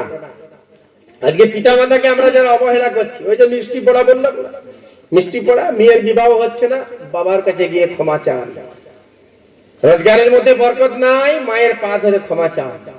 আব্বা পয়সা আপনার কাছে কেন চাইবে? তার প্যাকেটে আপনি 50টা টাকা দিয়ে দেন, আব্বা এটা সারাদিনের খরচ করবে। আজকে 50 টাকা আপনি আব্বার প্যাকেটে দিবেন, আল্লাহ পাক আপনাকে পরের ঘন্টায় দেখবেন 500 টাকা দিয়ে দিয়েছে। দেনেওয়ালা জাত কে? আল্লাহ। আব্বা মাকে শান্তিতে রাখুন, তাদের সাথে একটু ভালো ব্যবহার করুন। ওর পায়ের নিচে আল্লাহ নবী বলেছেন জান্নাত, ওমা জান্নাতুকা ওয়া নারুকা আল জান্নাতু তাহতা আকদামিল উম্মাহাত। তোমাদের পিতামাতার পায়ের নিচে তোমাদের জান্নাত। ও মুসলমান ভাইরা, আমার চাচারা, মুরব্বী বাবারা, নবীজির যুগে একজন সন্তান নবীজিকে এসে অভিযোগ করেছেন, ওগো আল্লাহর রাসূল। এই ঘটনা বলার আগে কোরআনের আয়াতের তরজমাটা আমি করে দিই। কোরআনের 26 নম্বর পারার প্রথম সূরা, সূরাতুল আহকাফ, ওই সূরা অর্থাৎ 46 নম্বর সূরার 15 নম্বর আয়াত। ওয়াসাইনাল ইনসানা বিওয়ালিদাইহি ইহসানা। আল্লাহ বলেন, বান্দা তুমি তোমার আব্বা আম্মার সাথে ভালো ব্যবহার করো। এরপরে প্রশ্ন হবে, আমরা তো প্রশ্নকারী মানুষ, এই কাজ কেন করব? উত্তর দাও। লজিক তো দিতে হবে, যুক্তি তো দিতে হবে, কেন সেবা করব? আল্লাহ এরপরে লজিক দিচ্ছেন, যুক্তি দিচ্ছেন। হামালাতহু উম্মুহু, তোমার মা তোমাকে গর্ভে ধারণ করেছিল। গর্ভে ধারণের কষ্ট কে পায়? মা পায়। যুবক ভাইরা, যারা মাকে ধমক দিয়ে কথা বলি, মাকে চোখ দেখায়, মাকে দুনিয়ার অন্য কারোর উপর মাকে প্রাধান্য দিই, তারা একটু গুরুত্ব দিয়ে শুনেন। হামালাতহু উম্মুহু, আল্লাহ বলছেন, ও বান্দা তোমার মা তোমাকে গর্ভে ধারণ করেছিল। আজকে আমার পিঠে যদি একটা 5 কিলোর ব্যাগ চাপিয়ে দেওয়া হয়, বলেন কি অবস্থা? আর যদি বলে দেয় ছাতনা গ্রামের বা ইসলামপুর গ্রামের 16 আনার সর্ব 16 আনার একটা আইন, হাফিজুর রহমান আপনাকে এই 5 কিলোর বস্তাটা, 5 কিলোর ব্যাগটা পিঠে 1 মাস বহন করতে হবে, কি অবস্থা হয় বলেন? ওই মা 2.5 কিলো 3 কিলো ওজনের একটা বাচ্চাকে 9 মাস, কমপক্ষে 6 মাস বহন করেছে। আল্লাহ বলছে, বান্দা সেই দিনটাকে স্মরণ করে মায়ের সাথে ভালো ব্যবহার করো। তারপরেও যদি তোমার মন না চায়, আরো স্মরণ করো। বাবা যাআতহু কুরহা, আমার বান্দা তোমার মা তোমাকে যখন দুনিয়ায় ভূমিষ্ঠ করলো, সেই কষ্টটাও কিন্তু কম ছিল না। সেটাও একটা করুণ দৃশ্য। হাসপাতালে যারা গেছেন যুবক ভাইরা, বিবিদেরকে যারা হাসপাতালে ভর্তি করেছেন দেখেছেন, লেবার রুমে নিয়ে যাওয়ার সময় ওই মেয়েরা কি কান্না করে, একেবারে যেতে চাই না, না না যাব না, যাব না, কি কান্না করে, কারণ তারা জানে মৃত্যুর মতো কষ্টের সম্মুখীন এখন হতে হবে। তাই আল্লাহ বলছেন, বান্দারে ওয়া যাআতহু কুরহা, তোমার মা তোমাকে যে ভূমিষ্ঠ করেছিল সেই একটা কষ্ট সহ্য করেছিল একমাত্র তোমার মা। এটা হচ্ছে 2 নাম্বার কারণ মা বাবার সাথে ভালো ব্যবহার করার। 3 নাম্বার কারণ আল্লাহ বলেন, বান্দা ওয়াফিসালুহু ফি আমাইন, তোমার মা তোমাকে 2 বছর যাবত দুধ পান করিয়েছিল। 26 নাম্বার পারায় আল্লাহ বলেন, বাবা যাআতহু কুরহা ওয়া হামলুহু ওয়া ফিসালুহু 30 শাহরা, তোমার মা তোমাকে 2 বছর যাবত দুধ পান করিয়েছিল। এখানে মোট টাইমটা বলা হলো 30 মাস। কত টাইম? 30 মাস। তো 30 মাস মানে এখান থেকে একটা মশলা প্রমাণিত হয়। একটা ঘটনা আছে, শানে নজরুল আছে, আর ওদিকে যাচ্ছি না, আয়াতটা তরজমা করে শেষ করে দেব ইনশাআল্লাহ। 30 মাস তার মানে আপনার 2 বছর। ফিসালুহু ফি আমাইন, দুধ পান করানোর সময়কাল সর্বোচ্চ কত? সর্বোচ্চ 2 বছর, 24 মাস। তার 30 মাস থেকে 24 বাদ হলে কত থাকে? 6 মাস। মানে কেউ যদি বাচ্চা ভূমিষ্ঠ করে 6 মাসের পরে তো সেই ছেলেটাকেও বলা যাবে না এটা অবৈধ, বলা যাবে না, বরং বৈধ। 6 মাসেও বাচ্চা হতে পারে। এটা কোরআনের আয়াতের তরজমা ব্যাখ্যা বলে দিয়ে গেলাম। অনেক সময় ঝগড়া হয়, মনে হচ্ছে আগে থেকেই কোনো ব্যবস্থা ছিল। কি বলছেন? বিবাহের 6 মাস পরে যদি বাচ্চা হয় তখন কি বলবে সমাজের লোক? সমাজের মানুষরা কি বলবে? ডিস্টার্ব আছে বলবে কি বলবে না বলেন? তালাক পর্যন্ত হয়ে যাবে। তাই মনে রাখতে হবে এটা গর্ভের সর্বনিম্ন টাইম হচ্ছে আপনার 6 মাস। কারণ যখন আমি 30 মাস মোট টাইমটা আল্লাহ বলছেন, 30 মাস থেকে 24 মাস বাদ দিলে কত? 6 মাস। এরপরে কেউ যদি আপনার গর্ভধারণের সময়টা হয় 9 মাস, তাহলে দুধ পান করানোর সময় কত হলো? 21 মাস। কারণ যদি হয় 8 মাস, তাহলে দুধ পান করানোর সময় কত হলো? 22 মাস। এরপরে কোন ছেলে যদি অতি দুর্বল হয়, দুধ ছাড়তেই চাইছে না, ছেলেটা খুব দুর্বল, দুধ ছাড়িয়ে দিলে ছেলেটার কষ্ট হবে, ইমাম আবু হানিফা রাহমাতুল্লাহ আলাইহি বলেছেন 2.5 বছর পর্যন্ত এটাকে বাড়ানো যেতে পারে। 2.5 বছরের পরে দুধ পান করানো হারাম, নাজায়েজ, যাবে না। ও মুসলমান ভাইরা, তাহলে পিতামাতার সম্মান কেন করতে হবে? কারণ মা 3টা কষ্ট সহ্য করেছে। 1 নাম্বার গর্ভে ধারণের কষ্ট, 2 নাম্বার পৃথিবীতে ভূমিষ্ঠ করার সম্পর্ক আপনার কষ্ট, 3 নাম্বারে 2 বছর 2.5 বছর যাবত যে দুধ পান করিয়ে নিজের পুরো শরীরের যে একটা সুন্দর অবয়ব ছিল সেটাকে পুরো সৌন্দর্যকে নষ্ট করার পেছনে কিন্তু একটা ছেলের হাত। যেই মাত্র ছেলে মেয়ে হয়ে যায়, মায়েদের পুরো শরীরের সৌন্দর্য কি হয়? নষ্ট হয়ে যায়। ওই বুড়োর অভিযোগ করতে এসছে ছেলে এসে নবীজিকে বলেছেন আমার আব্বা আমার সমস্ত টাকা পয়সা খরচ করে দিয়েছে। ছেলে যদি নিজে রোজগার করতে শিখে যায় তো ছেলের ওই রোজগারের টাকা কিন্তু বাপ জোরপূর্বক নিয়ে খরচ করতে পারে না। ওটা আলাদা বিষয়। আল্লাহ বলেছেন পিতামাতার জন্য খরচ করতে হবে, ওটা আলাদা। কিন্তু আব্বা যদি বলে তোমার সব টাকা আমাকে দিয়ে দাও, এটা শরীয়ত ইসলাম অনুমতি দেয়নি। সেই হিসাবে সে নবীজির কাছে অভিযোগ করেছে। যখন নবীজির কাছে অভিযোগ চলে গেছে বুড়ো আব্বা, তার মনের মধ্যে বড় ব্যথা, ব্যথিত মন নিয়ে আল্লাহর কাছে ফরিয়াদ করতে শুরু করেছে। আল্লাহ গো, আমি যে ছেলেটার জন্য এত কষ্ট করলাম, যে ছেলেটার জন্য আমি নিজের যৌবন নষ্ট করলাম, জীবন নষ্ট করলাম, যে ছেলেটার জন্য আমি বার্ধক্য দেখলাম, মনে করেছিলাম ছেলেটা আমার সাহারা হবে, কিন্তু ছেলে যখন জওয়ান হয়ে গেল, তার চোখ মাথায় উঠে গেল, সে তো আমার কৃতজ্ঞ নয়, অকৃতজ্ঞ হয়ে গেল। এই কথা মনের মধ্যে সে দুঃখের সাথে বেদনার সাথে আল্লাহর কাছে ফরিয়াদ করেছে। আল্লাহর নবী সাল্লাল্লাহু আলাইহি সাল্লাম তার আব্বাকে ডেকে পাঠিয়েছেন, ওকে নিয়ে এসো, যেহেতু তুমি অভিযোগ দায়ের করেছো তার তো কিছু একটা রাস্তা বের করতে হবে। আব্বাকে যখন ডেকে নবীজির দরবারে আনা হয়েছে, আব্বার আসার আগে, বুড়োর আসার আগে জিবরাইল আমিন চলে এসেছে। জিবরাইল আমিন চলে এসেছে। ওগো আল্লাহর রাসূল সাল্লাল্লাহু আলাইহি সাল্লাম, আল্লাহ পাক বলেছেন আপনি এদের বিচার পরে করবেন, আগে ওই বৃদ্ধ আল্লাহর বান্দাটাকে জিজ্ঞাসা করুন আল্লাহকে কি এমন বলেছে, আল্লাহকে কি এমন বলেছে। তখন ওই বুড়ো কাঁদতে কাঁদতে বলে ওগো আল্লাহর রাসূল, আমি মুখে উচ্চারণ পর্যন্ত করি নাই, ওটা তো শুধু মনের মধ্যে আমার একটা খেয়াল এসেছিল। ও বাবা, তোমার জন্য আমি নিজের সবকিছু বরবাদ করলাম, আজকে তুমি আমার শত্রু হয়ে গেলে। আমার মনের মধ্যে এই ধারণা, এই খেয়াল এসেছিল, আপনার আল্লাহ সেটাও শুনে নিয়েছে। নিশ্চয়ই আপনি আল্লাহর রাসূল। কলেমা পড়ে মুসলমান হয়ে গেছে। ও মুসলমান ভাইরা, যখন নিজের এই দুঃখ বেদনার কথা নবীজির কাছে বলতে লাগলেন, নবীজি সাল্লাল্লাহু আলাইহি সাল্লাম কাঁদছেন, চোখ থেকে টস টস করে আঁসু পড়তে পড়তে দাড়ি মোবারক ভিজে গেছে। নবীজি আর সহ্য করতে পারেন নাই, ওই ছেলেটাকে বললেন যাও তুমি আমার দরবার থেকে যাও, আনতা ওয়া মালুকা লি আবিকা, তুমি এবং তোমার সমস্ত অর্জিত সম্পদ তোমার বাপের জন্য, যাও এখান থেকে।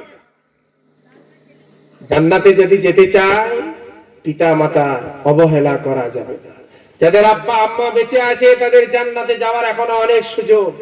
এখান থেকে আপনি 500 কিলোমিটার দূরত্বের সফর করে হযরতের কাছে 500 টাকার বিনিময়ে দোয়া নিতে গেছেন, ও দোয়ার কোনো গ্যারান্টি নাই কবুল হবে কি হবে না।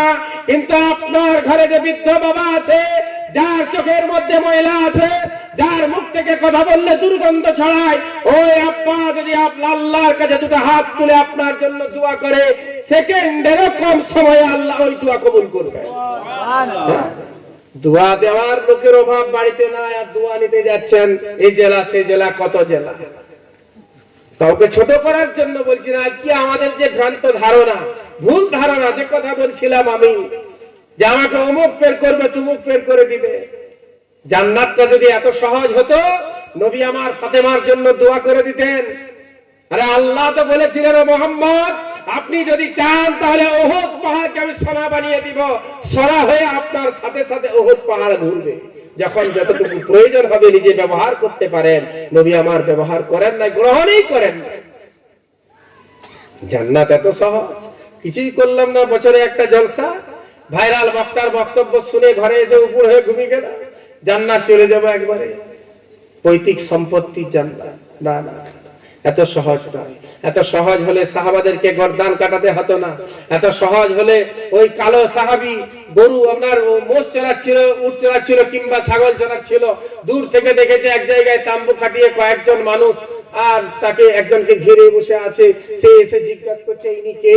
না, ইনি হচ্ছেন শেষ নবী মুহাম্মদুর রাসূলুল্লাহ সাল্লাল্লাহু আলাইহি ওয়াসাল্লাম। ওই কালো মানুষটা, হাবশী মানুষটা, যার শরীর থেকে দুর্গন্ধ, শরীর পুরো ঘামে একেবারে ভিজে আপনার একাকার হয়ে গেছে, নবীজির খিদমতে এসে জিজ্ঞাসা করছেন, ওগো আল্লাহর রাসূল, আমি যদি মুসলমান হয় আল্লাহ আমাকেও জান্নাত দিবে? নবী আমার বলেন, অবশ্যই দিবে। না, আমার যে শরীর কালো, কৃষ্ণবর্ণ আমার রং, আমার শরীরের এই ঘামের দুর্গন্ধ, আল্লাহ বলে তোমার, নবী বলেন, তোমার এই দুর্গন্ধকে আল্লাহ সুগন্ধি দ্বারা পরিবর্তন করে দিবেন। আল্লাহ পাক তোমার এই কৃষ্ণ বর্ণ পরিবর্তন করে ওখানে আল্লাহ পাক তোমাকে একটা জান্নাতি রূপ দান করবেন। বলুন সুবহানাল্লাহ। ওই কালো সাহাবী, তখনও সাহাবী হয় নাই, নবীকে বলেন, আমাকে কলমা পড়িয়ে দিন, আমাকে কলমা পড়িয়ে দিন। কলমা পড়ানোর সাথে সাথে যুদ্ধ চলছিল, তলোয়ার নিয়ে ময়দানে ঢুকে গেছে। কিছুক্ষণ যুদ্ধ করার পরে শহীদ হয়ে গেছে। নবী আমার বলেন, এক ওয়াক্তের নামাজ পড়ে নাই, কিন্তু জান্নাতি। বলুন সুবহানাল্লাহ। এত সহজ। তাহলে ও তো ছাগল বাগান, নবীর কাছে মুসলমান হয়ে গেছে, এখন তো ঘর চলে যেত, ছেলে মেয়েদেরকে নিয়ে আরাম আমরা ঘরে লুকিয়ে বসে থাকতো। নবী যখন যুদ্ধের ঘোষণা করতেন, লুকিয়ে বসে থাকতো, আমি তো নামাজ পড়ে নিব। হামসালার কি প্রয়োজন ছিল? এই সবে বিবাহ করেছে, একটা রাত অতিবাহিত হয়েছে, শরীরটাও নাপাক, আওয়াজ হয়ে গেছে, কুতিলা মুহাম্মদ, মুহাম্মদকে হত্যা করে দেওয়া হয়েছে। তলোয়ার নিয়েছেন, ঢাল নিতে ভুলে গেছেন, ময়দানে যে শহীদ হয়ে গেছেন। কি দরকার ছিল আমির হামজা, নবীজির চাচা, ছোট চাচা, নবীজি যাকে এত ভালোবাসতেন, এত মহব্বত করতেন, যে নিজেও নবীকে মহব্বত করতেন, কি প্রয়োজন ছিল ওহুদের যুদ্ধে? প্রয়োজন ছিল ওহুদের যুদ্ধে নবীজি তো বলতে পারতেন, আপনি তো আমার চাচা, আপনাকে এত ঝামেলা করতে হবে না, ওহুদের যুদ্ধ করার জন্য যাচ্ছেন, আপনি একটু সাইডে সাইডে লুকিয়ে লুকিয়ে থাকবেন না। দুই হাতে তলোয়ার নিয়ে যুদ্ধ করছেন। ওয়াহশী বিন হারাব, ওয়াহশী বিন হারাব পেছন থেকে আক্রমণ করে আমির হামজাকে শহীদ করে দিয়েছে। মুসলমান ভাইরা, যখন দাফন করা হচ্ছে, কাফনের জন্য কাপড় নাই, মাথা ঢাকলে পা খুলে যায়, পা ঢাকলে মাথা খুলে যায়। নবী বলেন, পা ঢাকতে হবে না, মাথাটা ঢেকে দাও, আর পায়ের উপরে ঘাস রেখে দাও। কি প্রয়োজন ছিল বলে? আজকে মনে করেছে কামিয়াবি শুধু অ্যান্ড্রয়েড মোবাইল থাকবে, এক হাত লম্বা লম্বা মোবাইল, ঘরে একটা 21-22 ইঞ্চি 30 ইঞ্চির এলসিডি টিভি থাকবে, বাস কামিয়াবি।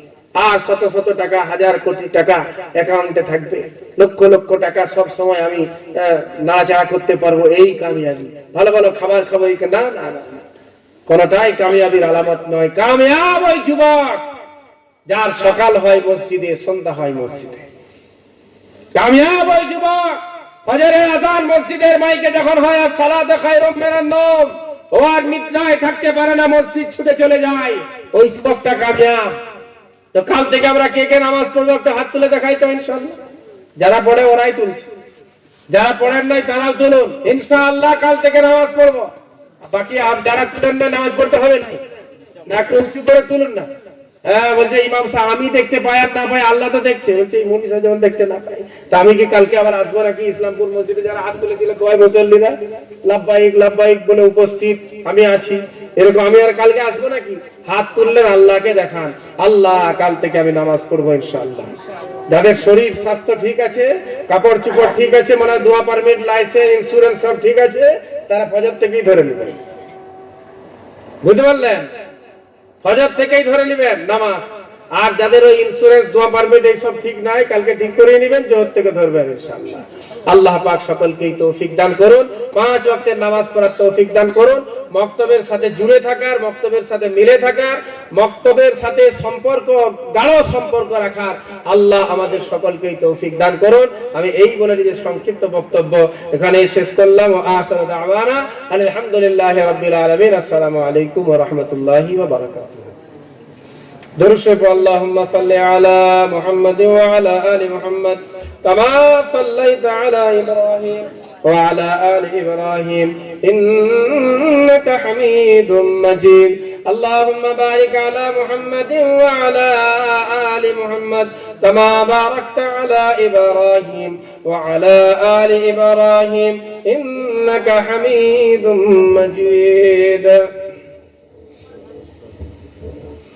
الحمد لله رب العالمين والعاقبة للمتقين والصلاة والسلام على أشرف الأنبياء والمرسلين وعلى آله وأصحابه أجمعين ربنا ظلمنا أنفسنا وإن لم تغفر لنا وترحمنا لنكونن من الخاسرين ربنا آتنا في الدنيا حسنة وفي الآخرة حسنة وقنا عذاب النار وقنا عذاب القبر وقنا عذاب الحشر وقنا عذاب الميزان وقنا من سكرات الموت وقنا من فتنة المحيا والممات وقنا من فتنة المسيح الدجال مولاي كريم أحكم الحاكمين আমরা গুনাহগার, খাতাকার, বদকার, সিয়াকার, দয়াময় আল্লাহ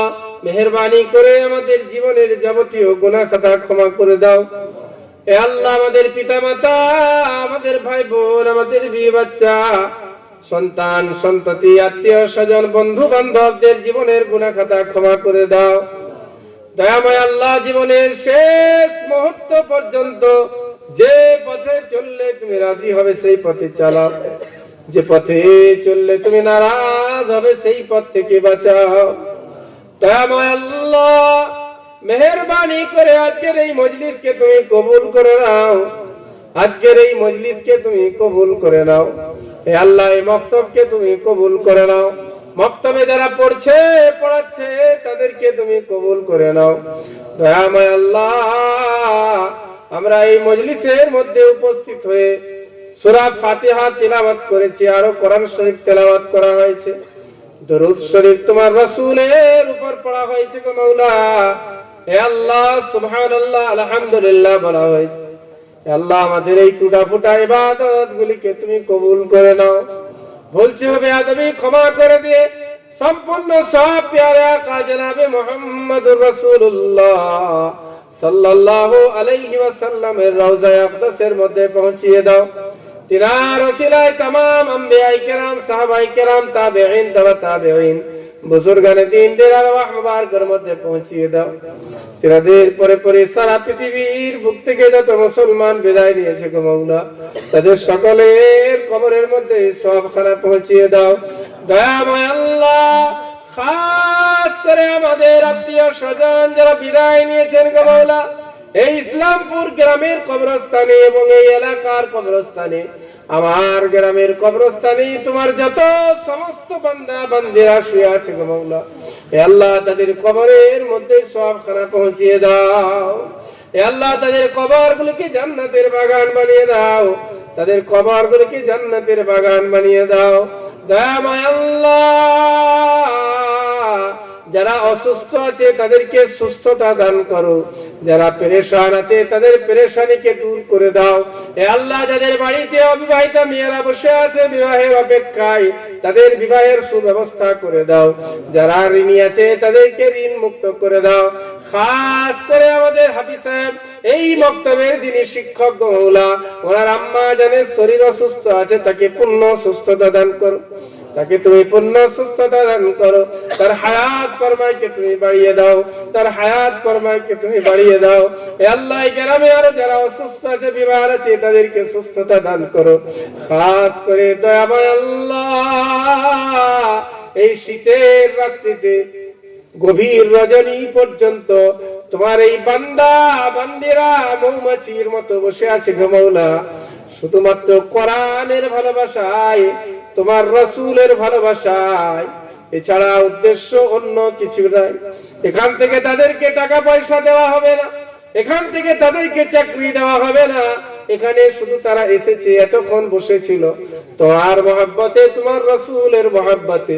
দয়াময় আল্লাহ, সম্মুখ পানে বসে যারা তোমার বান্দা বান্দিরা ছিল, পর্দার অন্তরালে তোমার বান্দিরা যারা বসেছিল গো মাওলা, যারা বাড়ি থেকে কান পেতে শুনছিল তো কোরআন হাদিসের কথা, তাদের জীবনের যাবতীয় গুনাহ খাতা ক্ষমা করে দাও। হে আল্লাহ, আগামীকাল ফজর থেকে জোহর থেকে তোমার এই বান্দারা বান্দিরা ওয়াদা করেছে, ইরাদা করেছে নামাজ পড়ার জন্য। তুমি সুযোগ না দিলে কারোর দ্বারা নামাজ পড়া সম্ভব নয়। তুমি সুযোগ না দিলে, তৌফিক না দিলে আমি কিছু বলতে পারবো না, আমি কিছু করতে পারবো না। মাওলা গো, আমরা তো বড় গুনাহগার, গুনাহগার হলেও তোমারই বান্দা। হে আল্লাহ, গুনাহগার হলেও তোমারই বান্দা। তোমার দরবার ছাড়া আমাদের জন্য দ্বিতীয় কোনো দরবার নাই গো মাওলা। মাওলায়ে কারীম, আমাদেরকে মসজিদ আবাদকারী বানিয়ে দাও, আমাদেরকে 5 ওয়াক্তের নামাজি বানিয়ে দাও, আমাদেরকে 5 ওয়াক্তের নামাজি বানিয়ে দাও। মাওলায়ে কারীম, আমাদের এই টুটা ফুটা দোয়া জনাবে মুহাম্মদুর রাসূলুল্লাহ সাল্লাল্লাহু আলাইহি ওয়াসাল্লামের ওসিলায় কবুল ও মঞ্জুর করে নাও। এই মজলিসের মধ্যে তুমি যাকে পছন্দ করো তার ওসিলা করে আমাদের এই দোয়াকে কবুল করে নাও। রব্বানা তাকাব্বাল দুআনা ওয়া সালাতানা بوسيلة محمد صلى الله عليه وسلم وصلى الله تعالى على خير خلقه محمد وآله وأصحابه أجمعين آمين آمين برحمتك يا أرحم الراحمين.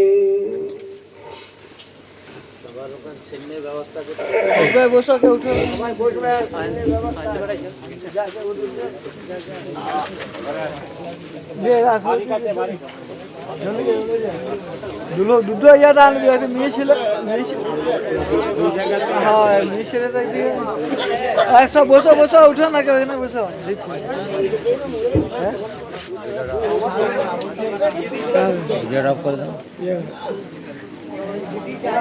সেভ করে দেবে কে জানে রে, এটা করে দেবে।